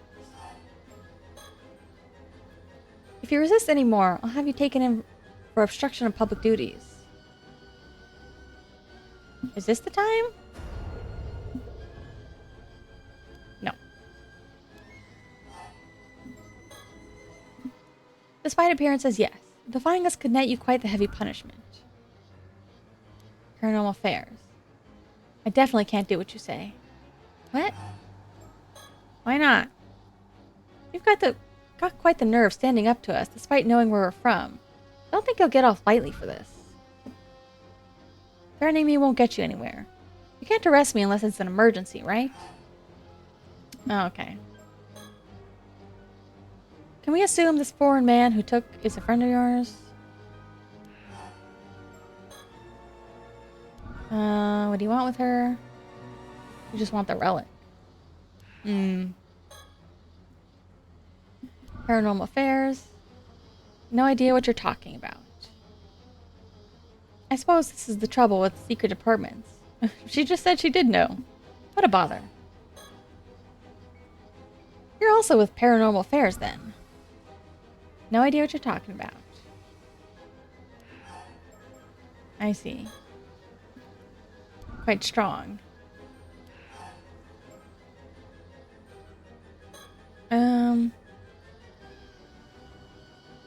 Even knowing we're from Paranormal Affairs, you kept a straight face and hid your ties. I can tell you're both bold and smart. Thanks. Will you give up now?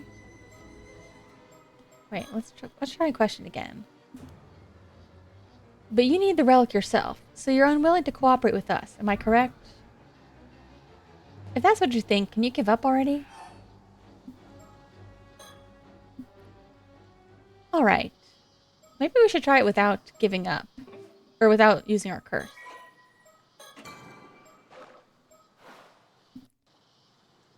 We won't interfere anymore. Soda, you can stop now. Ma'am? Really? Thanks. Of course we had to take the try. Ah, you grown-ups and your dirty tricks. You did well to be cautious of us. But I'm afraid this is how grown-ups get things done. I wonder if it would have just been a bad ending if I just didn't do that. Or if I would have had to... I don't know. Surely it must have been. I would have still had to repeat it to progress. Will you tell us what you're up to here? I suppose I've slowed you down enough. You'll never catch up with the boat now. Plagueis Asteri, guide my path, and with thy merciful hand uphold me. She broke it. Bye-bye. Her powers are so cringe. Her guardian spirits are so cringe, man. Ugh, confound it. They're having a wizard duel in public. Looks like she's given us the slip. I doubt we'll be able to catch up with her now. I'm gonna have a word with Paranormal Affairs about that girl. Yeah, is she truly Paranormal Affairs? But they both seem to think that, that the mermaid, like the map to, I guess it's the map to Ryugu, is that it? That they're looking for? That's going to be inside the body of a mermaid? Put in a call to Paranormal Affairs about our errant young lady just now. I see. I assume she's affiliated with them? Yes. It seems her name is Circe Lunarlight. She's an exorcist from England who came here on exchange. Part of her spiritual training, as I understand. Lunarlight family. I see. Oh, are they well known? I've heard of them, yes. They're quite a distinguished family of exorcists. Quite an old one, too. It would certainly explain the strength of her spirit sense. Right. In any case, it seems she's in the care of the Paranormal Affairs while she's in Japan. Honestly, I wish they'd tell us these things in advance. What's she doing in Mie Prefecture? Seems even Paranormal Affairs isn't sure what she's up to. They've been looking for her. From the sounds of things, she's been skipping her training assignment to travel around Japan, visiting all sorts of spiritual spots instead. Doesn't seem like they're keeping an eye on her at all. Unfortunately not.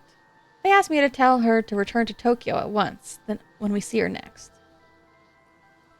I see. More work for us, then. Yes, these things we find ourselves caught up in. She seems to know about Someikawa, too. I got a bad feeling about all this. Shall we try looking for her? I imagine she's still in the area. No, not now. If all that is true, I doubt she'd be looking to cause too much trouble.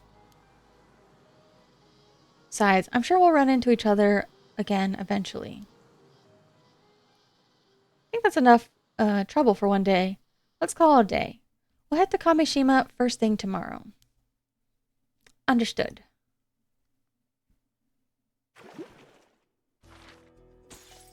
Woo. Alright, we've done all that for now. Alright, I'm gonna call it here. Perfect timing. Right around 3 hours-ish.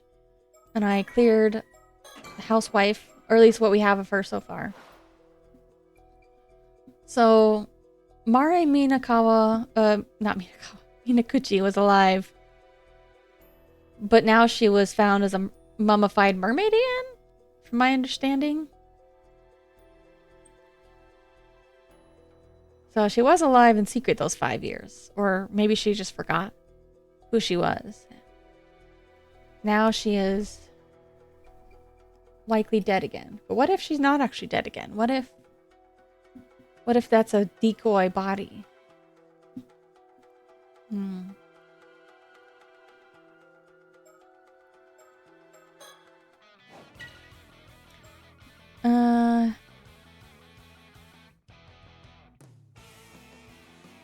want to see this guy. Kiting Killer. Strategist of the Rebels' Roost, the Linkwood crew. Often seen circling the skies over their territory, ever on the lookout for intruders. Those unfortunate enough to be spotted by him will find themselves greeted by a signature dive bomb attack and grappling claws. He and the fast lane frigate of the Bamboo Breakers dance team go way back, having fostered a mutual respect for each other's prowess during their sea racing days. What was this guy called? Oh, the frigate. Friends. The Turninator? Little Turn. Captain of the raid team for the Rebels' Roost delinquent crew. Although the sight of him skimming the water during his daring dives is awe-inspiring in itself, he also commands respect of the rest of the gang for being the first one to gain the trust of their maverick leader, Don Heron. Oh, I guess this is probably going to be Don Heron.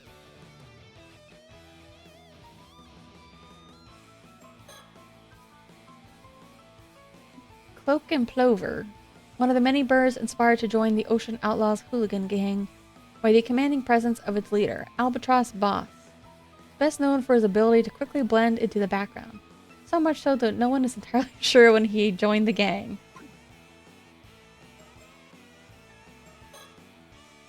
Maverick Manny, member of Bamboo Breakers dance team. This lucky duck, oh it is a duck, isn't it? Is envied far and wide as the man who stole the heart of Maverick Mandy. Oh. The two are now a pair of lovebirds anyone would envy, or so he thinks. In reality, the only time they could be called that is during their extravagant dances. He remains blissfully unaware for frequent flings. The fact that everybody else on the team seems to have already noticed. No! She likes him and somebody else. Oh, somebody hates her, though.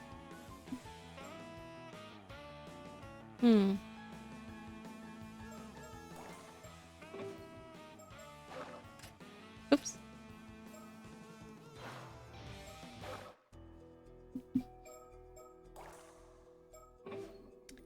Alright, that's it. We'll continue tomorrow or the day after. Maybe finish off Sato and then go back to... I like these guys, but boy, they are so, so information dense. It's a little bit scary. Hard to read.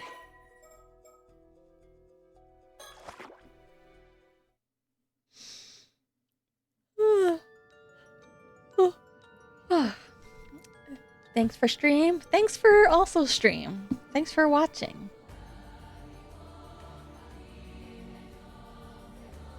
I really do like the housewife. What was her name again? Yumiko. That was her last name. Oh my god, my brain. My brain is bad. What was her name again? Yumiko Shiki. Yumiko Shiki.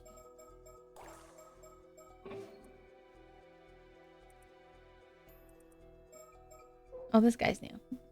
Tycoon. Unkaku Dono.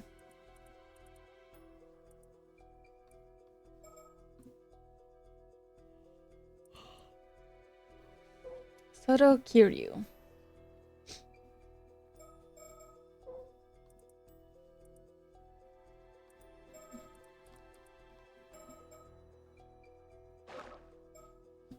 All right. Well, good nighty.